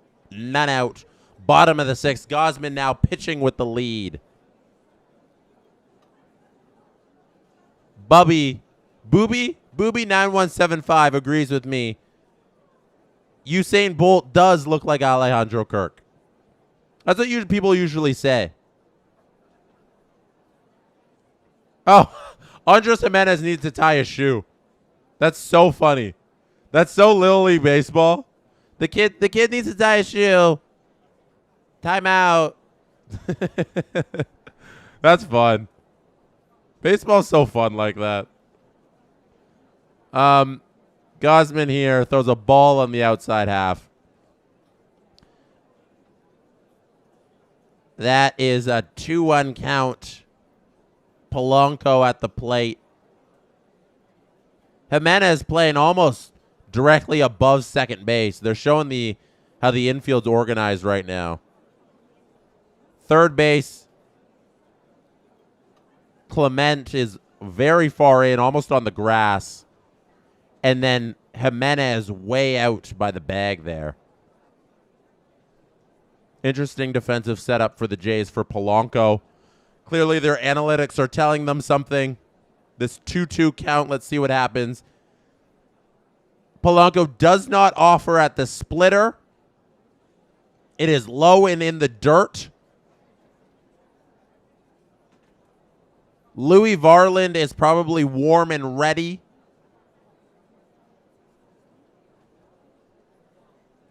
So if Gausman keeps losing command here, I don't mind the Jays going to Varland.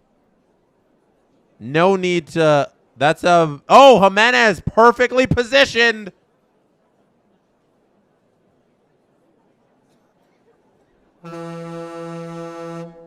We were just talking about their defensive layout.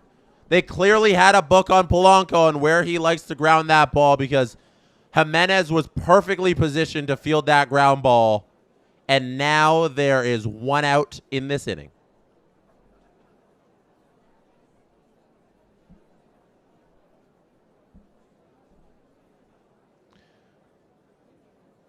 I would not have Gausman in here for much longer. This is my last inning. I would have Gausman in there. I think if he's able to get through Naylor and Rosarena and end this inning here, I don't have him face Suarez. I think you bring in the righty and Louis Varland to face Suarez. And you say, thank you. You had a good outing. 6 innings of 1-run ball. 3 hits is perfect. Hand it over to your bullpen to get the final 9 outs of this game. That's just me. John Schneider probably agrees. He's probably upset that Gausman pitched more than 2 innings. We know how. Oh, there's Jimenez perfectly positioned again. Hey. Can we have one time a round of applause for analytics?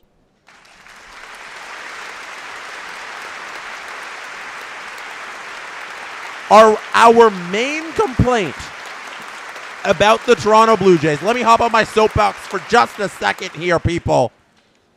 Our main complaint about the Toronto Blue Jays for the eternity that Ross Atkins and Mark Shapiro have been running this organization is that they relied too heavily on analytics. The reason that Jimenez is positioned perfectly on those 2 ground balls is numbers. They have the numbers on where these guys hit most often. That's a base hit if he's positioned at a normal, quote, shortstop position. But you shift the infield a little because the numbers tell you that he hits it a little more up the middle. You have Jimenez in that position. He's able to field that thing on a 1-hopper when normally that thing's in the center field. That saves you a hit. Strictly numbers. Analytics win this time.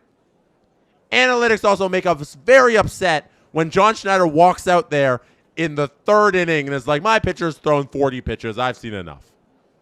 There's a good and there's a bad, and we always focus on the bad, but sometimes, let's just say, the numbers thing works. Okay? That's my mini numbers rant. Because I feel like both sides don't get enough appreciation here, and now Randy has been walked by Gausman on 4 pitches. Come on! Gausman! Get out of here. You're done. You're done.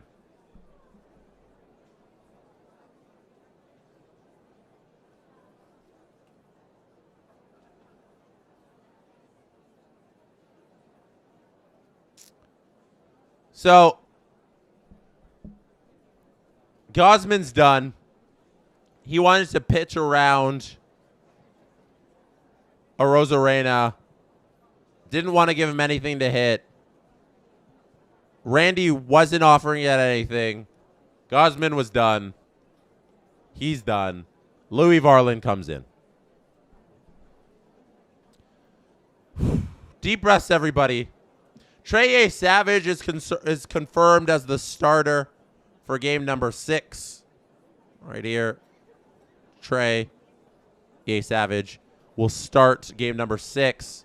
I think that's the right call. You want Shane Bieber for 7. You can trust the kid at home. A. Savage has been good.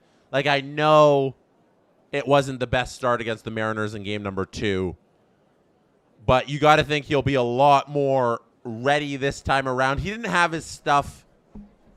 His pitches weren't fooling anybody. His swing rate was so much lower than it usually is. So I think you can trust Trey in game 6. And then 7 is Bieber if there is a game 7. If there is a game number 7. Louis Varland has been real good for the Blue Jays so far. Want to pull up the game log here for how he's done in this series. He has been in all 4 games of this series. He's pitched 1 inning in every game this series. Oh, actually, 1, 2, 3. No, he missed the game 3. So 4 of the 5 games now Louis Varland has been in this series. He's pitched in 4 of the 5 games. Has allowed 1 run so far. That was in game 2. He allowed a run there. It was a home run. It was a solo shot. And then he struck out 3. So, how nervous are we? Temperature check, people. We're in the bottom of the 6th inning. Kevin Gausman is out of the game. He was done, had no more stuff. Louis Varland's in. Jays lead by 1. How your hands doing? A little shaky? How your toes doing? A little tingly? You holding on to your butts? Are we nervous? Are we confident in this bullpen to take us to the end of this game? There are 10 outs remaining for the Blue Jays to go up 3-2 in this series. 10 outs.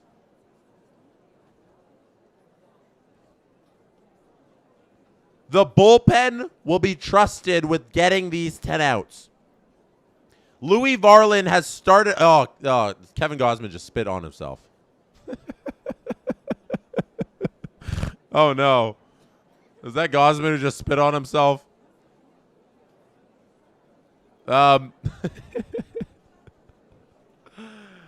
my goodness. Okay, so in the middle of the comedy, we go back to the tragedy. Eugenio Suarez has been walked. Louis Varland comes into the game and walks the first batter. He got screwed on that last pitch. Oh, my goodness. Look at this thing. What?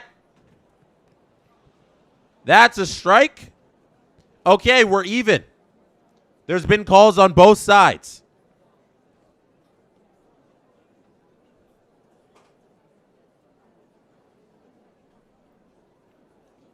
That was an ugly called ball by the home plate umpire.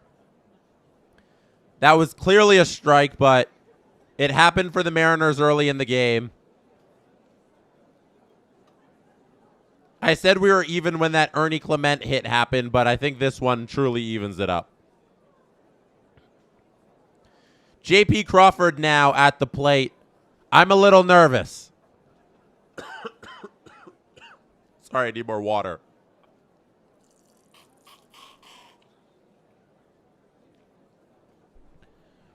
Temperature check with the chat.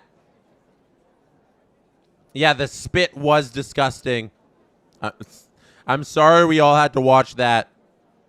J.P. Crawford takes a ball low. It's 2-1 in the count.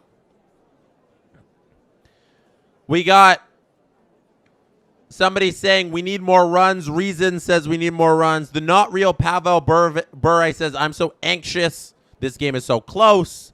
Louis Varland deals 2-1. That ball's hit to third. Ernie Clement gets it. He throws out the runner. And we are going to the top of the 7th inning with the Jays remaining up 1. Louis Varland is able to get the final out of the bottom of the 6th inning.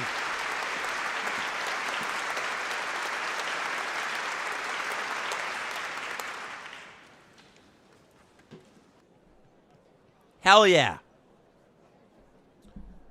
Deliman 9710 says, feeling confident, go Jays. Oral sex, not with an X, with a CTS, sex. Says 7.5 out of 10 on the nervous meter. I hope they don't show a replay of that spit. I hope there's no game day 3D of that spit. But there is a game day 3D of the greatest moment in Alejandro Kirk's life.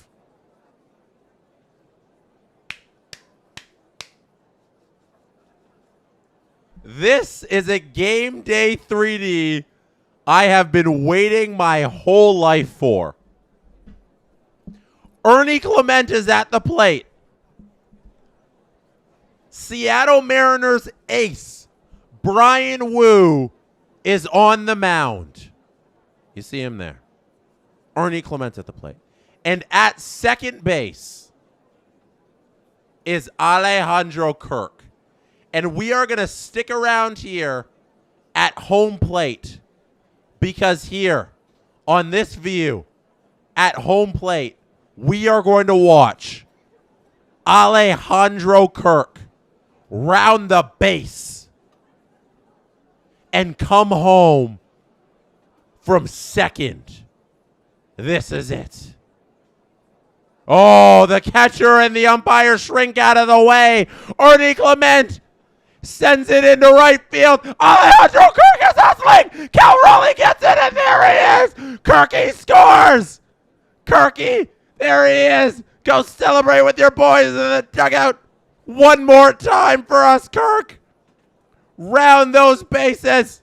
There he is. See him coming. Look at him hustle. Look at him hustle. Oh, man, what a turn. What a turn at third. He's chugging. Chug, move those legs. He scores one more time. Kirk, I need this in my veins like I need air. Kirky rounding. Look at him go.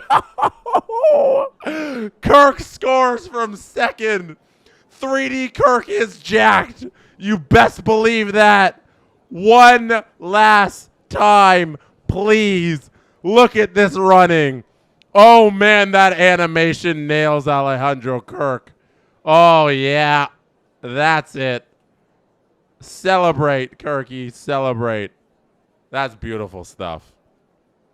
That is. That's why we watch the game of baseball. We have a super chat here. Jean-Sebastien Waugh. Oh, we got a ground ball here. Jimenez is out. Rivas makes that play over to first. Josh Naylor catches it, and now Andres Jimenez is out. We have a super chat here. Jean-Sebastien Waugh says, if you want to try the Zone Desjardins in the Bell Center in Montreal, we were talking about this last stream.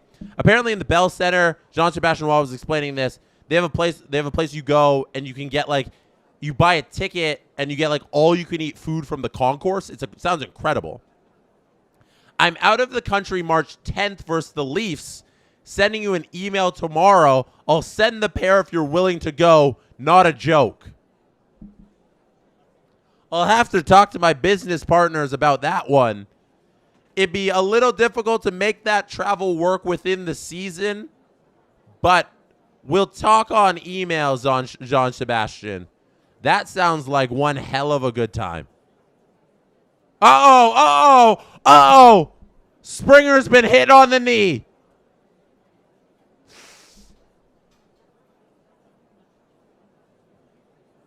No. Oh, my God. George Springer just took a 95.6 mile an hour sinker off of his knee, and he's done. He's out of this game. Oh, this is heartbreaking.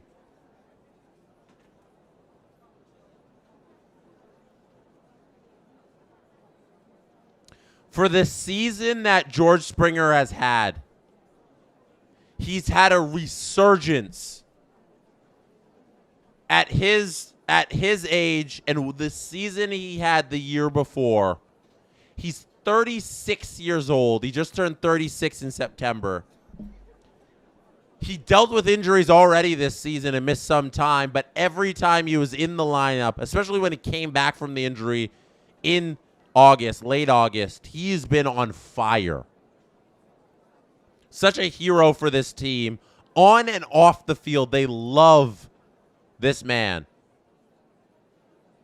And to see him go down like this in the ALCS in an injury where it's just a sinker off the knee is heartbreaking. The Seattle fans are giving him a round of applause as he gets up onto his feet, but he's not going to continue in this game. Oh. Oh. George Springer's trying to walk this thing off. He's trying to go to first base. No, you got to pull him. You can't let him do this. He can't run. There's no way. He's trying to make his way to first base and he's limping.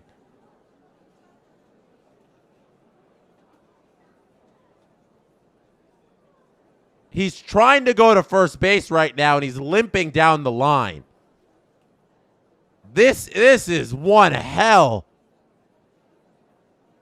of a performance to try and tough this out by George Springer. He's now trying to jog through it. This is the ALCS.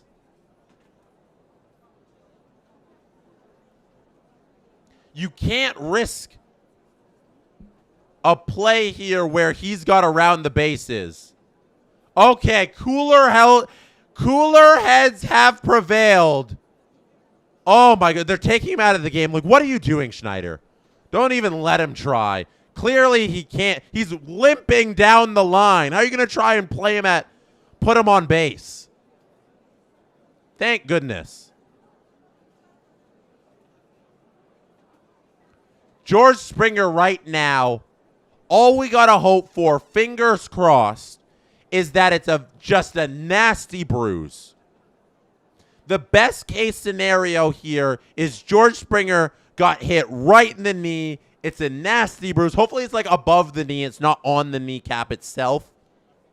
It looked to be point blank, but he can barely walk. They've walked him off the field. He limped off the field. He tried to go down to first. Couldn't do it. Joey Luperfido comes in for the first time in these playoffs after replacing Anthony Santander on the roster after Santander got removed from the series with back inflammation. Luperfido's on first, a pinch run for Springer after he got hit in the knee. Springer, fingers crossed, we wish him well. Nasty bruise is all we hope for. He did not look good. Nathan Lucas is now at the plate.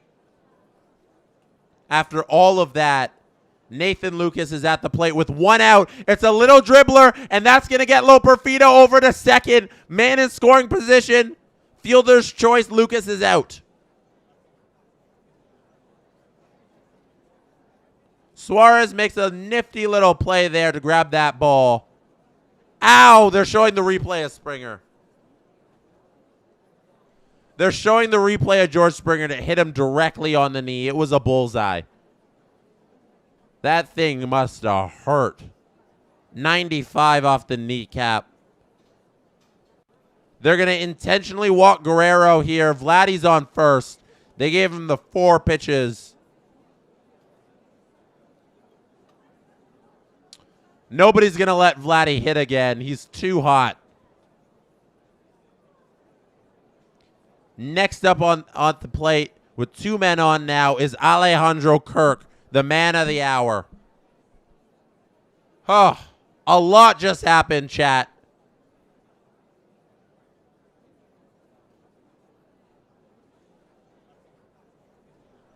Bald Michael says, on the bright side, we have Joey Loperfido,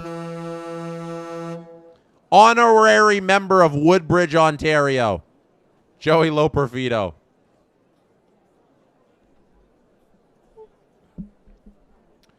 There was no intent. There was no intent. There was no intent there on the hit on Springer. That was a lot. That was heavy. That was some intense action there. Alejandro Kirk is going to ground out to Brian Wu, who makes the nice grab. Nice throw, throws it over to Josh Naylor, who makes the nice grab. That's the end of the inning.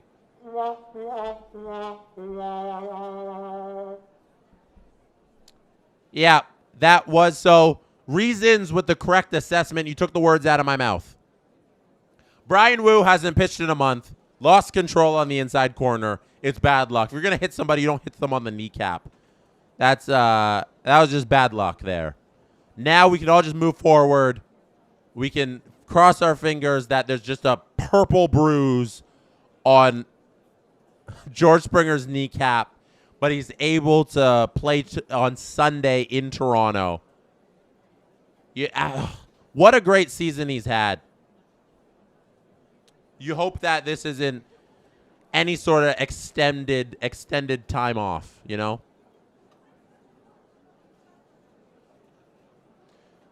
Is Louis Varland going to remain in the game? I don't know if the Jays had anybody up.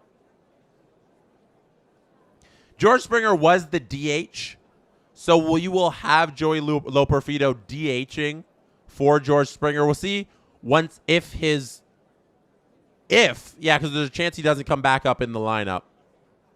It would be Varsho, Clement, Barger. No, he will come back up in the lineup because we will have Varsho, Clement, Barger in the 8th, and then Kiner Falefa, Jimenez, and then Springer's spot in the 9th inning. So we will see if Joey Loperfido will remain as the hitter in the DH spot, or if they will use someone like Davis Schneider off the bench, or possibly Miles Straw. I can't imagine they'll use Heineman maybe, but then you lose your catcher. So we'll see if they use Heineman, Schneider, or Straw to hit in the DH spot for Loperfido, because those are your options off of the bench there for Toronto.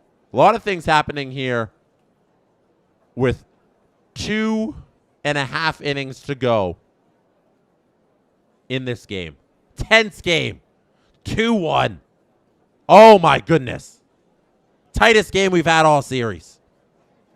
James Stemler, Super Chat. Idea, a rule where you can't intentionally walk an individual more than 2 times per game.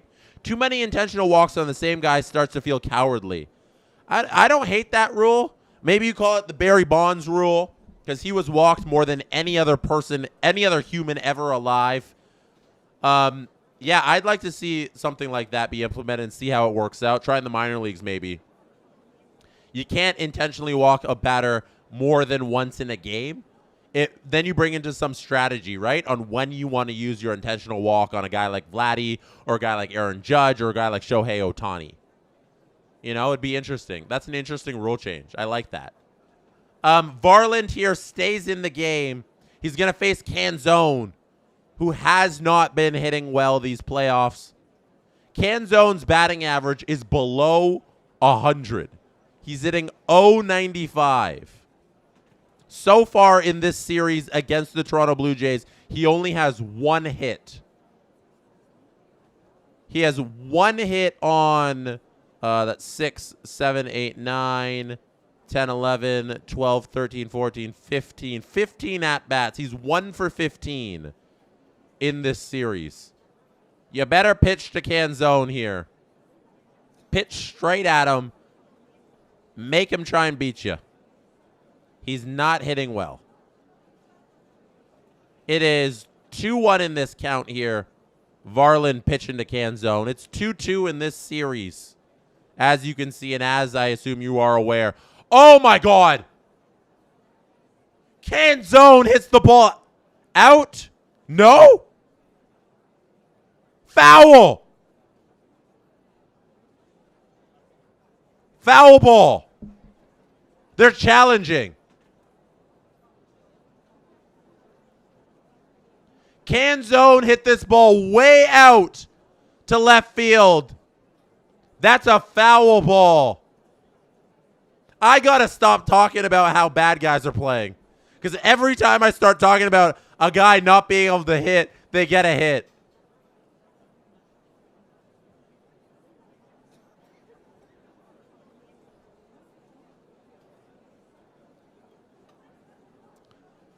The ball looked like it was left of the foul pole. And the Mariners tried to challenge it.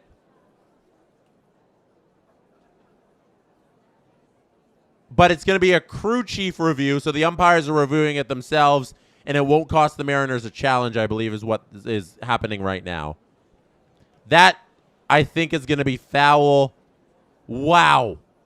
They've confirmed it's foul. Wow. Canzone. Almost. Canzone almost hits a home run and ties this game. Sorry, the scoreboard was resetting there. It went to, I think it added the run and then just need to reset to final and then back to bottom of the seventh inning. And then here's the out that's coming up. There it is. Canzone, he strikes out there. That's the out. I didn't make the call. Canzone strikes out. So that's why it said foul. Eric says, Jesse, no more talking about how he can't hit, please.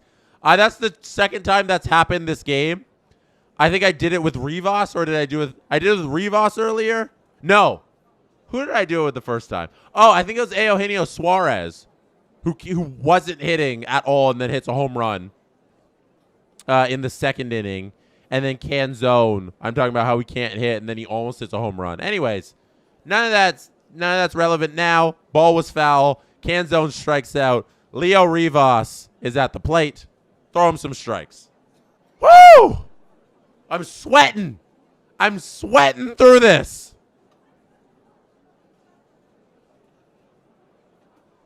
Okay. City and Magic. I'm back. Thank you for coming back, City and Magic.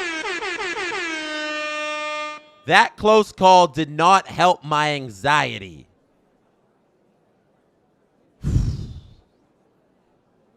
Deep breaths, everybody. Deep breaths.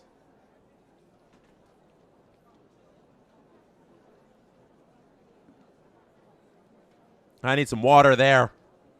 Sweating, nervous. 2-1, bottom of the seventh. We were mere inches away from a tie game. Varland remains on the mound, dealing to Rivas. That's a strike that's fouled off.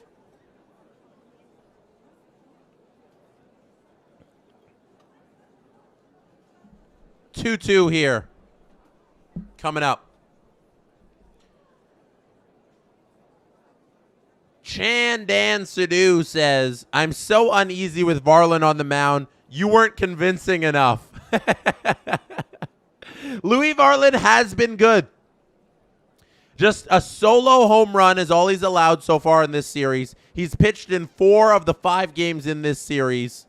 Only the 1 run allowed. He's been perfect otherwise. Varland has been good. I trust Louis Varland. All we need him to do here is get 2 more outs. You know? He's not going to come out in the 8th. They're going to have somebody else out in the 8th.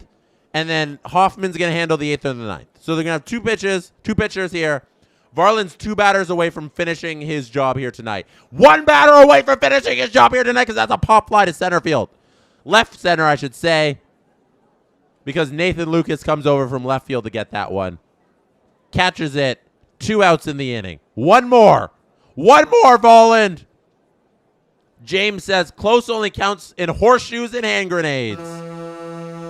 Yep, that ball was close, but not close enough. Nobody cares about close in baseball. Matters if you did it or not. One more, Varland. Oh, swing and a miss. Julio Rodriguez swings through that thing.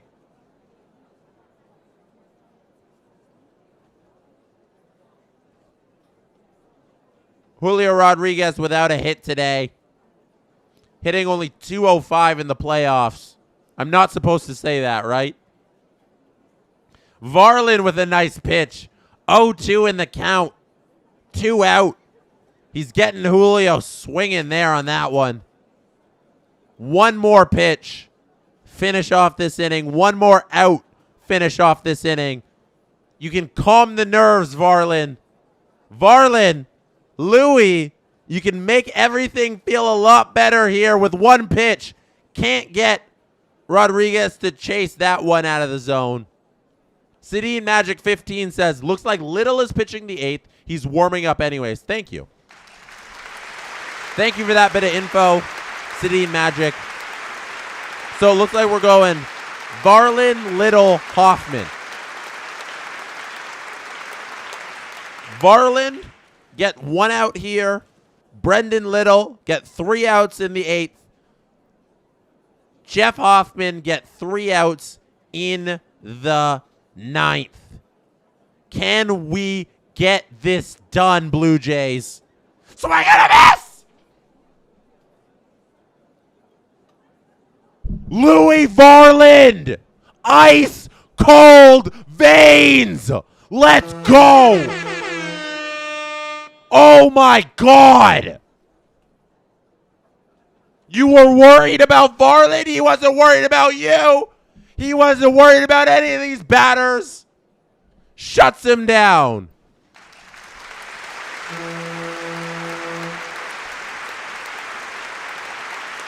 Absolutely ice cold. Oh, that's awesome. Gabe Spire coming in to face Varsho, Clement, and Barger. That's beautiful. Back-to-back games. Loving what I'm seeing out of Louis. How can you not? How can you not?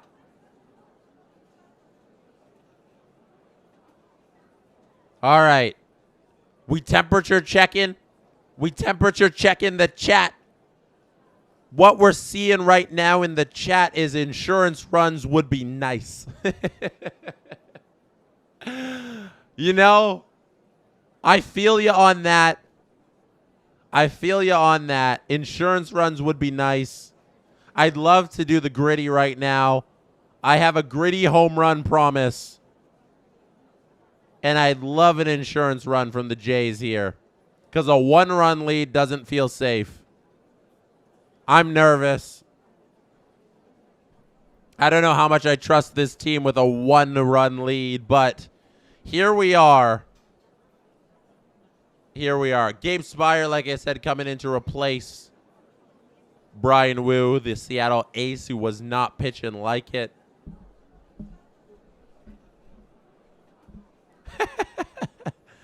Hamza says, I rather anyone than Little.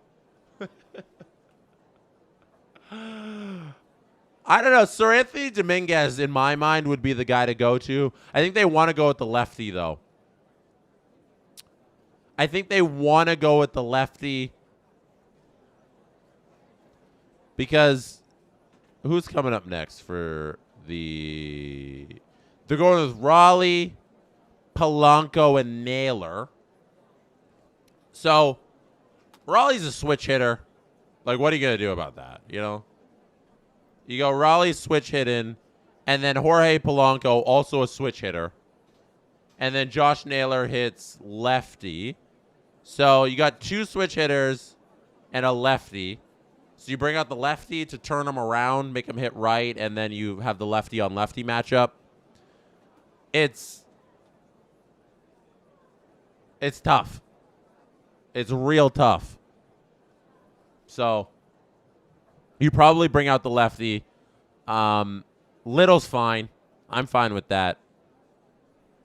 Yeah, like I'm on Seranthony Dominguez time. I love what I saw out of him last night. But they're going probably Little here. We'll see. Varsho's at the plate here to face Spire, who came in the game, the lefty.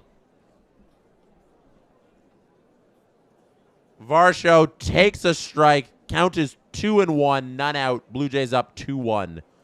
2-1 in the count. Top of the 8th inning. John Schneider looks on. That ball's outside. 3-1 here. Spire's pitched a lot in this series. Feels like we've seen him a ton here against the Blue Jays. Really getting to know this lefty. They trust him in these important situations.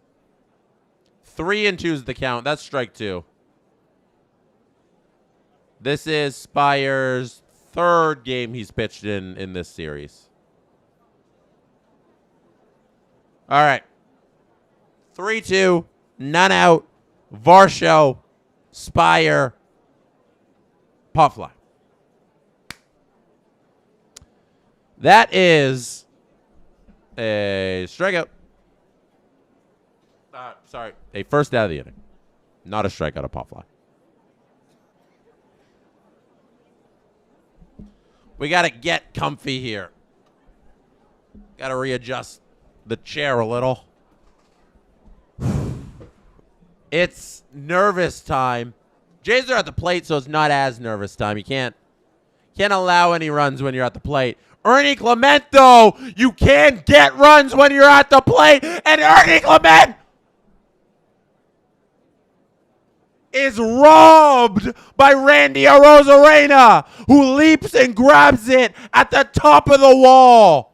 He brings back an Ernie Clemente home run. That thing was gone if Arozarena doesn't grab it at the top of the wall.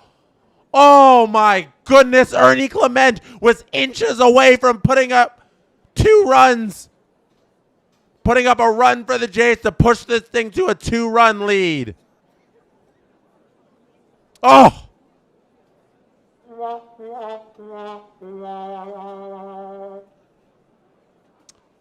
Dang.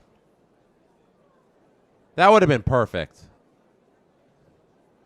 That would have been perfect.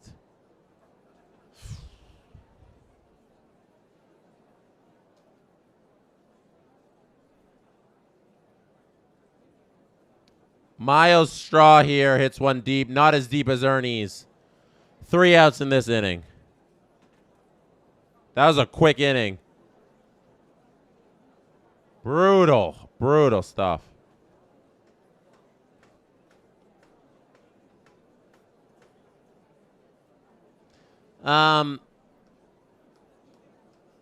That Ernie Clemente home run, my goodness. Alex9269 says, I'm late to the stream. How are we feeling about Springer? Yeah, if you weren't here for that part of the stream a couple innings ago, Springer took a nasty 96-mile-an-hour pitch off of the kneecap. I'm just hoping, fingers crossed, it's just a bad bruise. His knee is purple, and that he's ready to go on Sunday.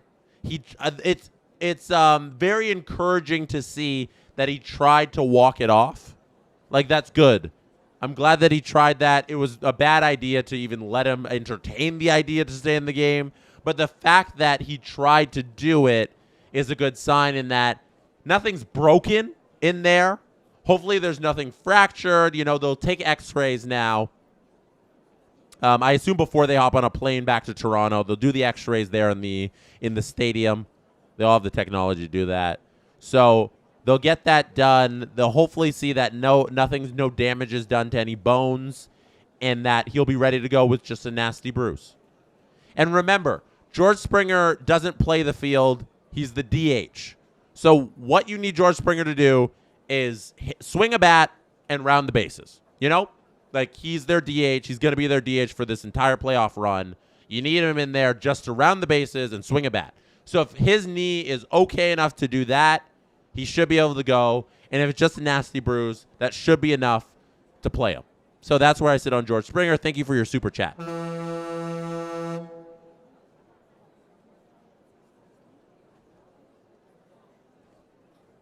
AP Imagine, I'll answer this for you. It's not a stupid question at all.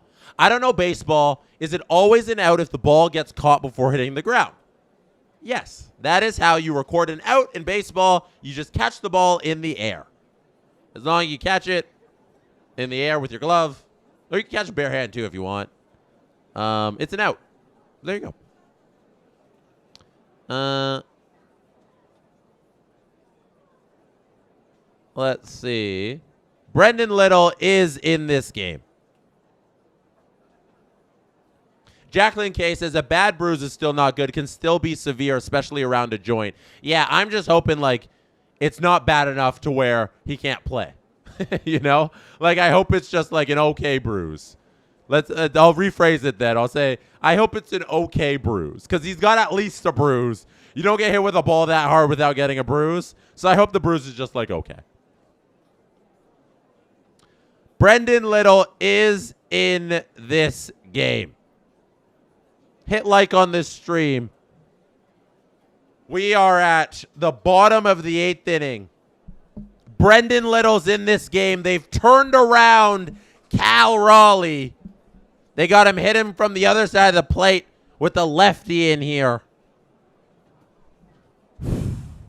The Toronto Blue Jays are indeed 6 outs, boom, boom, in the chat, from winning game number 5 and being 1 win away from the World Series, but not quite yet. Hold your horses. Cal Raleigh does it for the Mariners. That is a bomb to left field. The big dumper delivers with his big splash into the out of the park for the Mariners. This is so upsetting. Brendan Little, how dare you come into this game and do this to us? They've brought the Mariners back into this game. It's all tied.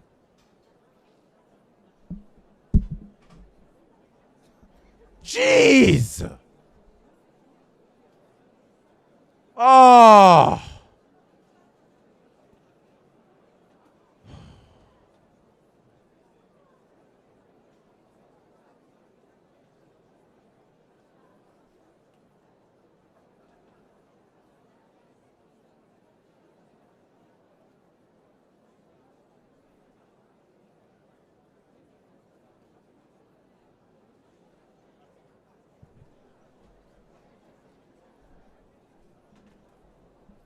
Cal Raleigh dumps one into left field. I can't talk anymore.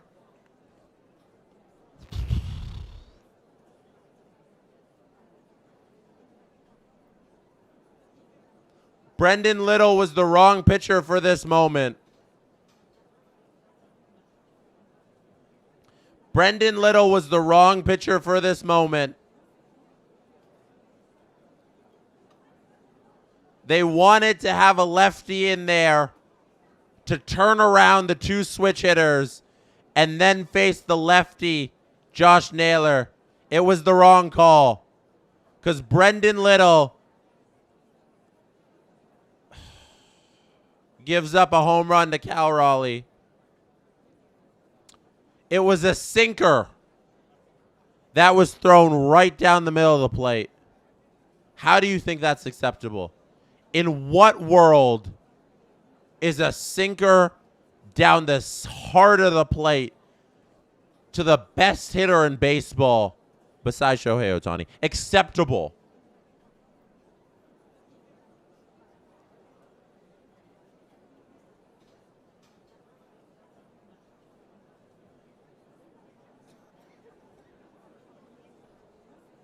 He saw that thing so clearly out of Little's hand. He was ready to swing. He got a pitch he really liked. Oh.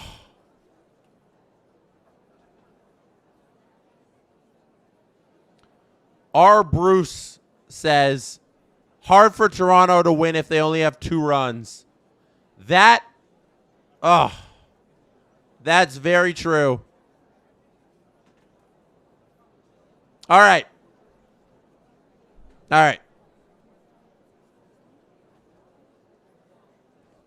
Reset. Game's tied. Series is tied. It's not over, people. They just need to fight their way back to the lead. It starts with shutting down Polanco. He walks him. He walks him. He walks him.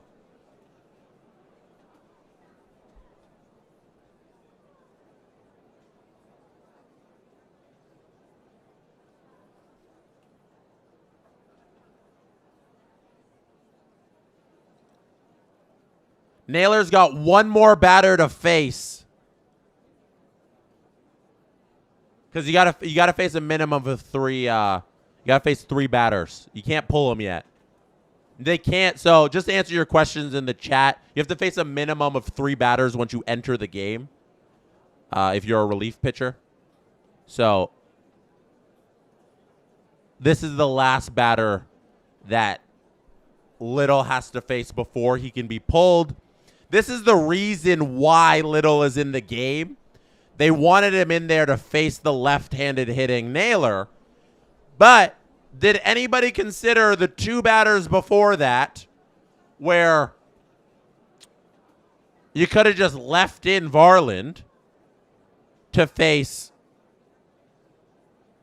Polanco and Cal Raleigh there, and then you bring in Naylor, or you bring in Little to face Naylor? Because Little can't throw strikes here, people.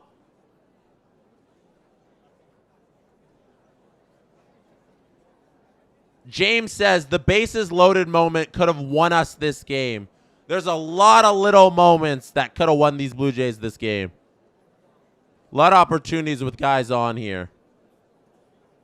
Little 3-1. I'm going to lose it. It's 2-2. I'm not going to lose it. I might lose it, but it's 2-2. I don't know. Oh, timeout. Timeout at the plate. Oh. It's 2-2.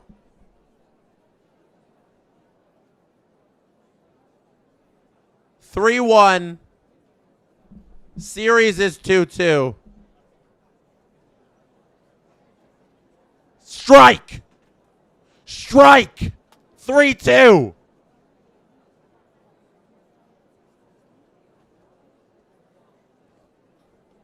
Sedin Magic says there were other lefties they could have used. It didn't have to be Little. That's true. There are other lefties in the pen. 3-2 count. Walks.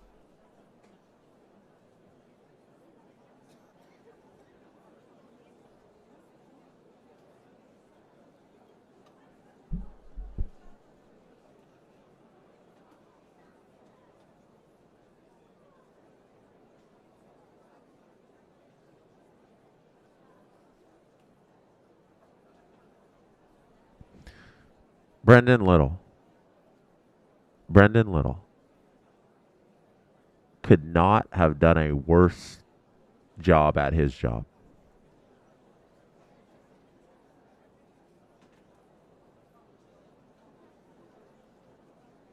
What the hell are you doing?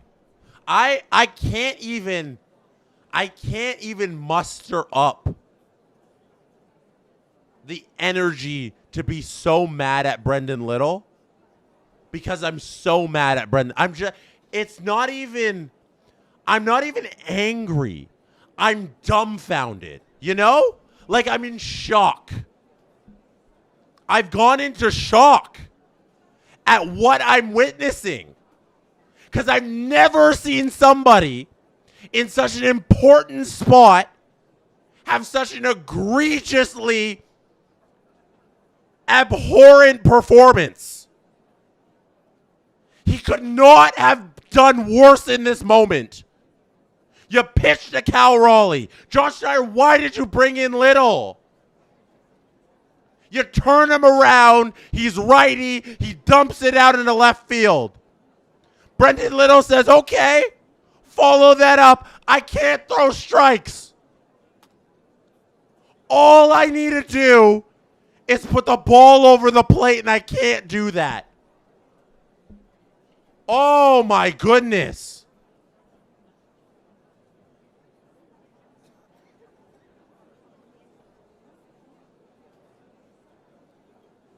Why Little?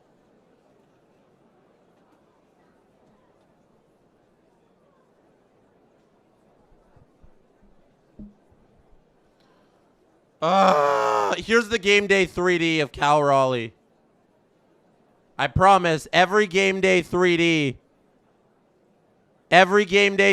we watch it, no matter how devastating it is. Here it is.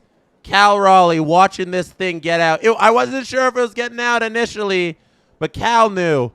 Cal knew that thing and his big dumps was going to get out there. I was so mad in the middle of this thing. I don't even know what I said. I think I messed up this call a million different ways. Ugh.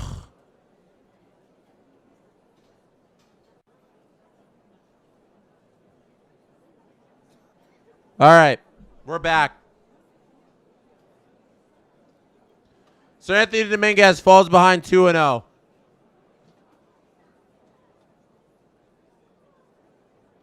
Yo.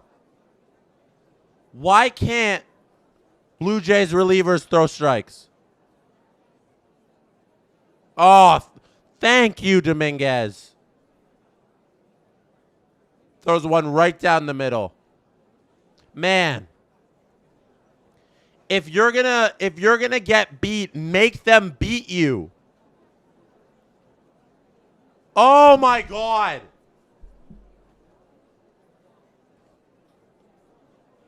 They're choking. They're choking.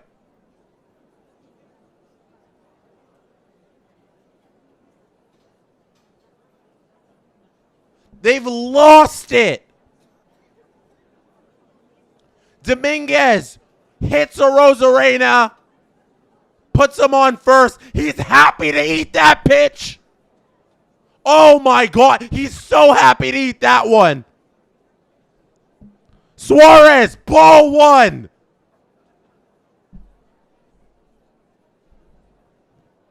Yo, it's like I'm in a bad dream. These were our biggest fears as Blue Jays fans. All season long, our only complaint with this team, we love the starting pitching. We love the hitters. Our only complaint, everybody who pitches on this mound in relief. Except for Eric Lauer, you're perfect. I love you. Jeff Hoffman, so up and down all season. So many blown saves. Dominguez, he was solid for a little bit there, but he does have trouble finding the zone. Yariel Rodriguez should never pitch in a Blue Jays uniform again. Brendan Little, I don't need to repeat what just happened. Braden Fisher's been all right. Maybe Braden Fisher's the guy you should have trusted. But this was our fear. You can't trust this bullpen. And in the biggest moment of this season and the biggest moment of this game, the bottom of the 8th inning, up by 1 run, Louis Varland was delivering. He got out of his jam. You bring in Brendan Little, and all of a sudden this game is tied, and all of a sudden the bases are loaded. It's 2-2 in the count. Eugenio Suarez is at the plate, and he hits a grand slam! Oh my God!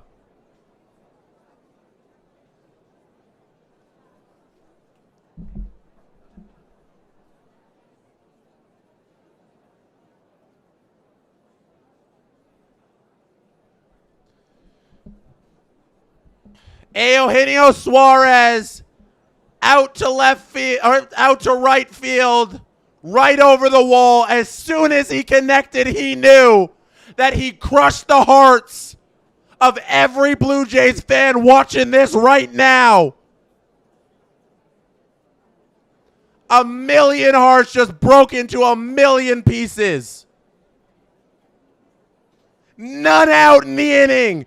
No relief pitcher in this bullpen can get a single out without putting up 5 runs on the board for the Mariners. Jays are down 6-2 after coming into this inning up 2-1. Everything you thought could happen with this bullpen has happened with this bullpen.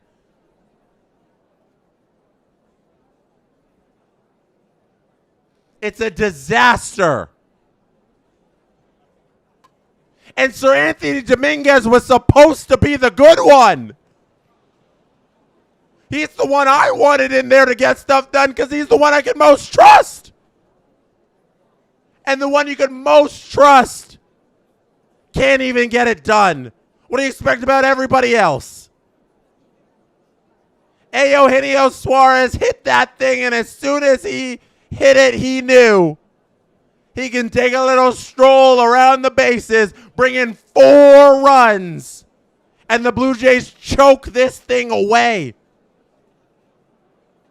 You think my voice is bad? How do you think the Jays are doing with a baseball in their throats as they choke away this game?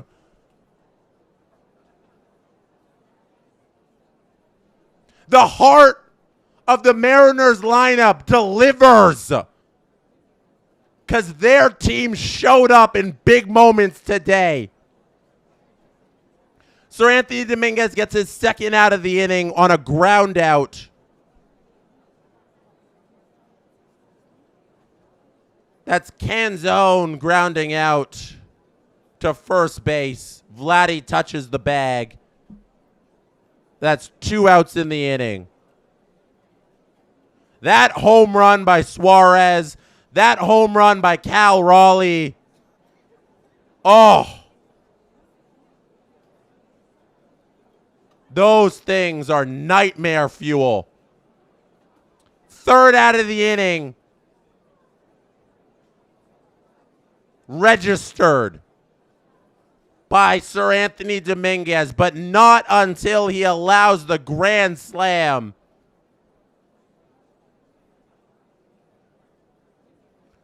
To allow the Mariners to go up 6-2 in this game.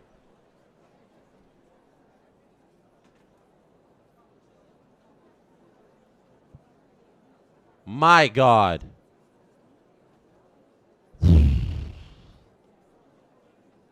Jays were up 2-1 20 minutes ago.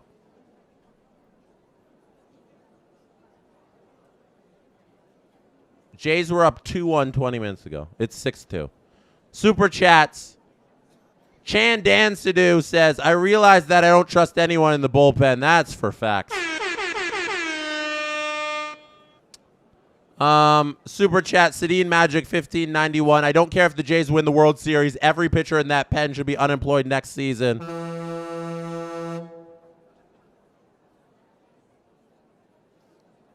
Demon Hunter, as someone who lives in Seattle, it's gone. Demon Hunter, how dare you? James Stemler, I'm going to vomit. Jays had their Leafs moment. Leave that team out of this chat. Leafs would have never got to this moment. Stop it. Stop it.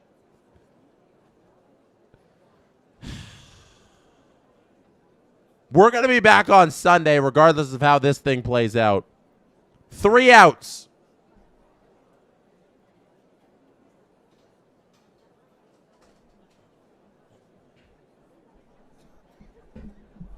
Three outs away.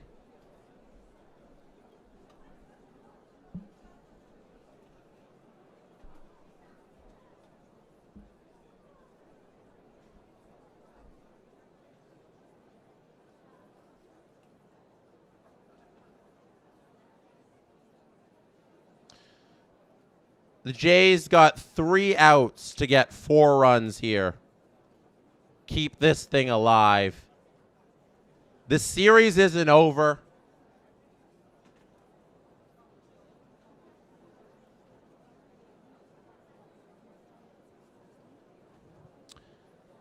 The series isn't over. Remember when we thought the series was over at 2-0? Remember that? Remember the first inning of Game 3 when we thought this series was over? Hender's song says, Rays fan, it could be worse. You could be us. King Diablo says, go Leafs go, question mark. Go Leafs go. Hawk23 says, at least it's not in Toronto, right? Oh, did I miss? Oh. Did I get Hender's song, Albrecht, super chat? Did I read this? Hey, Rays fan, it could be worse. You could be us. Yeah, I got that one. Yeah, we could all be Rays fans. That would be worse. You guys didn't even have a stadium this year. At least we have a ballpark. You guys played at a spring training stadium.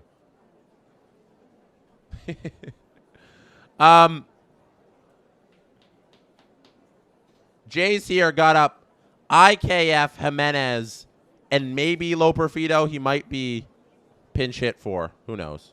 We'll see when we get to that part of the order. 3 outs remain in this game for the Jays. Oh, sorry. 2 outs. IKF's flying out to right field right there. This thing took a turn real quick. Lorenzo says, so in an 8-2 blowout last night, you bring in your closer to face their top hitters, but not in a 2-1 game when everything actually matters. Thanks for the vibes, Jesse. Facts. Exactly, Lorenzo. Exactly. How does John Schneider not go to Jeff Hoffman there? Why does he believe that getting Naylor to face Little is so important that he, 1, can't leave Louis Varlin in, who's been pitching well, 2, have to turn around Raleigh and Polanco, and 3, if this is the high leverage moment of the game, you're pitching Hoffman for 6 outs. What is the thought process here? Why Liddell?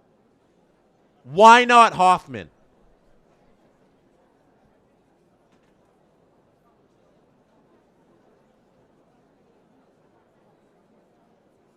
Hoffman's sitting there in his hoodie. Andres Jimenez flies out to left field. We're done here, people. We're coming back on Sunday, hoping the Jays can win 2 in a row. Baylau says, Schneider just needs to pull a George Costanza when it comes to pitching. Whatever his instincts are, the opposite must be the right choice. Toronto, you guys got to stop the Toronto curse thing. We won the championship in 2019. We won the 2019 NBA championship. Why? That was 6 years ago? How are we cursed? Come on. Oh, that was the wrong button. There's no way we're cursed. Like, City's got much longer droughts than that. Chat, we might be cooked here in this game. It's 0-2 in the count.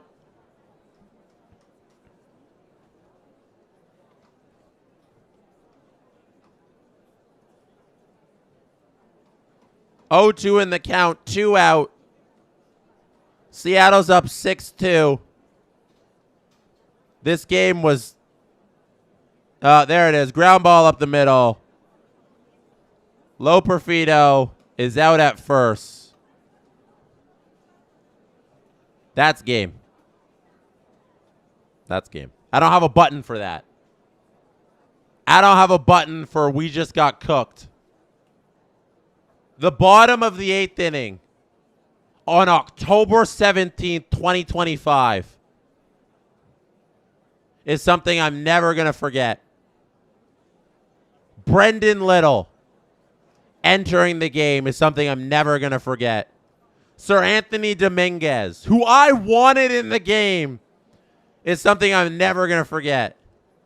If the Jays go on to lose this thing. If the Jays go on to lose this thing. It's not over. It's 3-2 in the series. There's 2 games left that the Blue Jays can win. They're going back home to the Rogers Center. We just saw them win 2 games against the Mariners. It's not time for the eulogy. It's not time for the offseason plans. Come on. You're not going to beat the Mariners often when you put up 2 runs. You don't have a bullpen you can trust. We know that. The Bats need to pick up this team like they did in games 3 and games 4. If that can happen, you get a decent outing from JAYS Savage. Maybe one of the bullpen arms decides not to give up a grand slam. Things are all right. I'm asking you, have a little faith in the team. They just picked up 2 wins. They can do it again. The Mariners are a good squad. The Mariners are a very, very good squad. They got hitting all over that lineup. That friggin' 1 through 6. Rodriguez, Raleigh, Polanco, Naylor, Arozarena, Eugenio. That's a darn good 1 through 6. Everybody in this league is going to have problems with that 1 through 6. But the Jays have shown in the 2 previous games that they can handle it. It's in them. It's in them. So we're going to be back here on Sunday. Jays are going to be at home chasing 2 wins. It's do or die on Sunday. That bottom of the 8th inning, it's all I'm going to talk about. It's all I'm going to talk about on my channel. I'm going to have a little recap video for you guys. But that was a brutal bottom of the 8th. I can't wait. I can't wait to hear what John Schneider says to explain this little thing. This little thing. But we're going to be here on Sunday. I'm going to ask you to believe. I'm going to ask you to believe.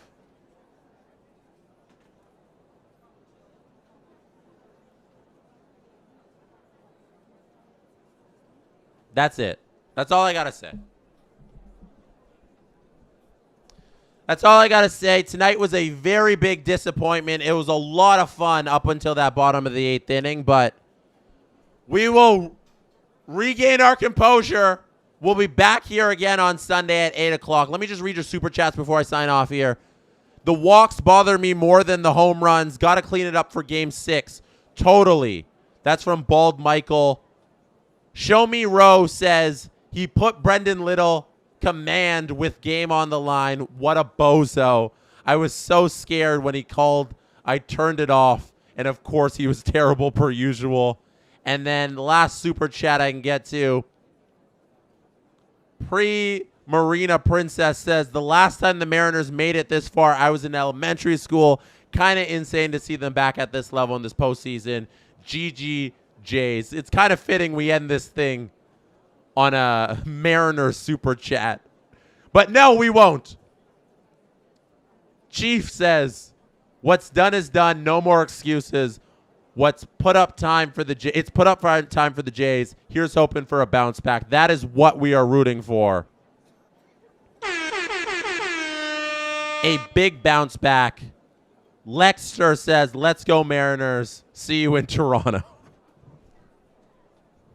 Now the Mariners fans come out. You're dancing on our grave. Ah! Why was Brendan Little on the game? Okay, I'm done. I'm done. Brendan Little, why were you in the game? Good night. I'll see you on Sunday.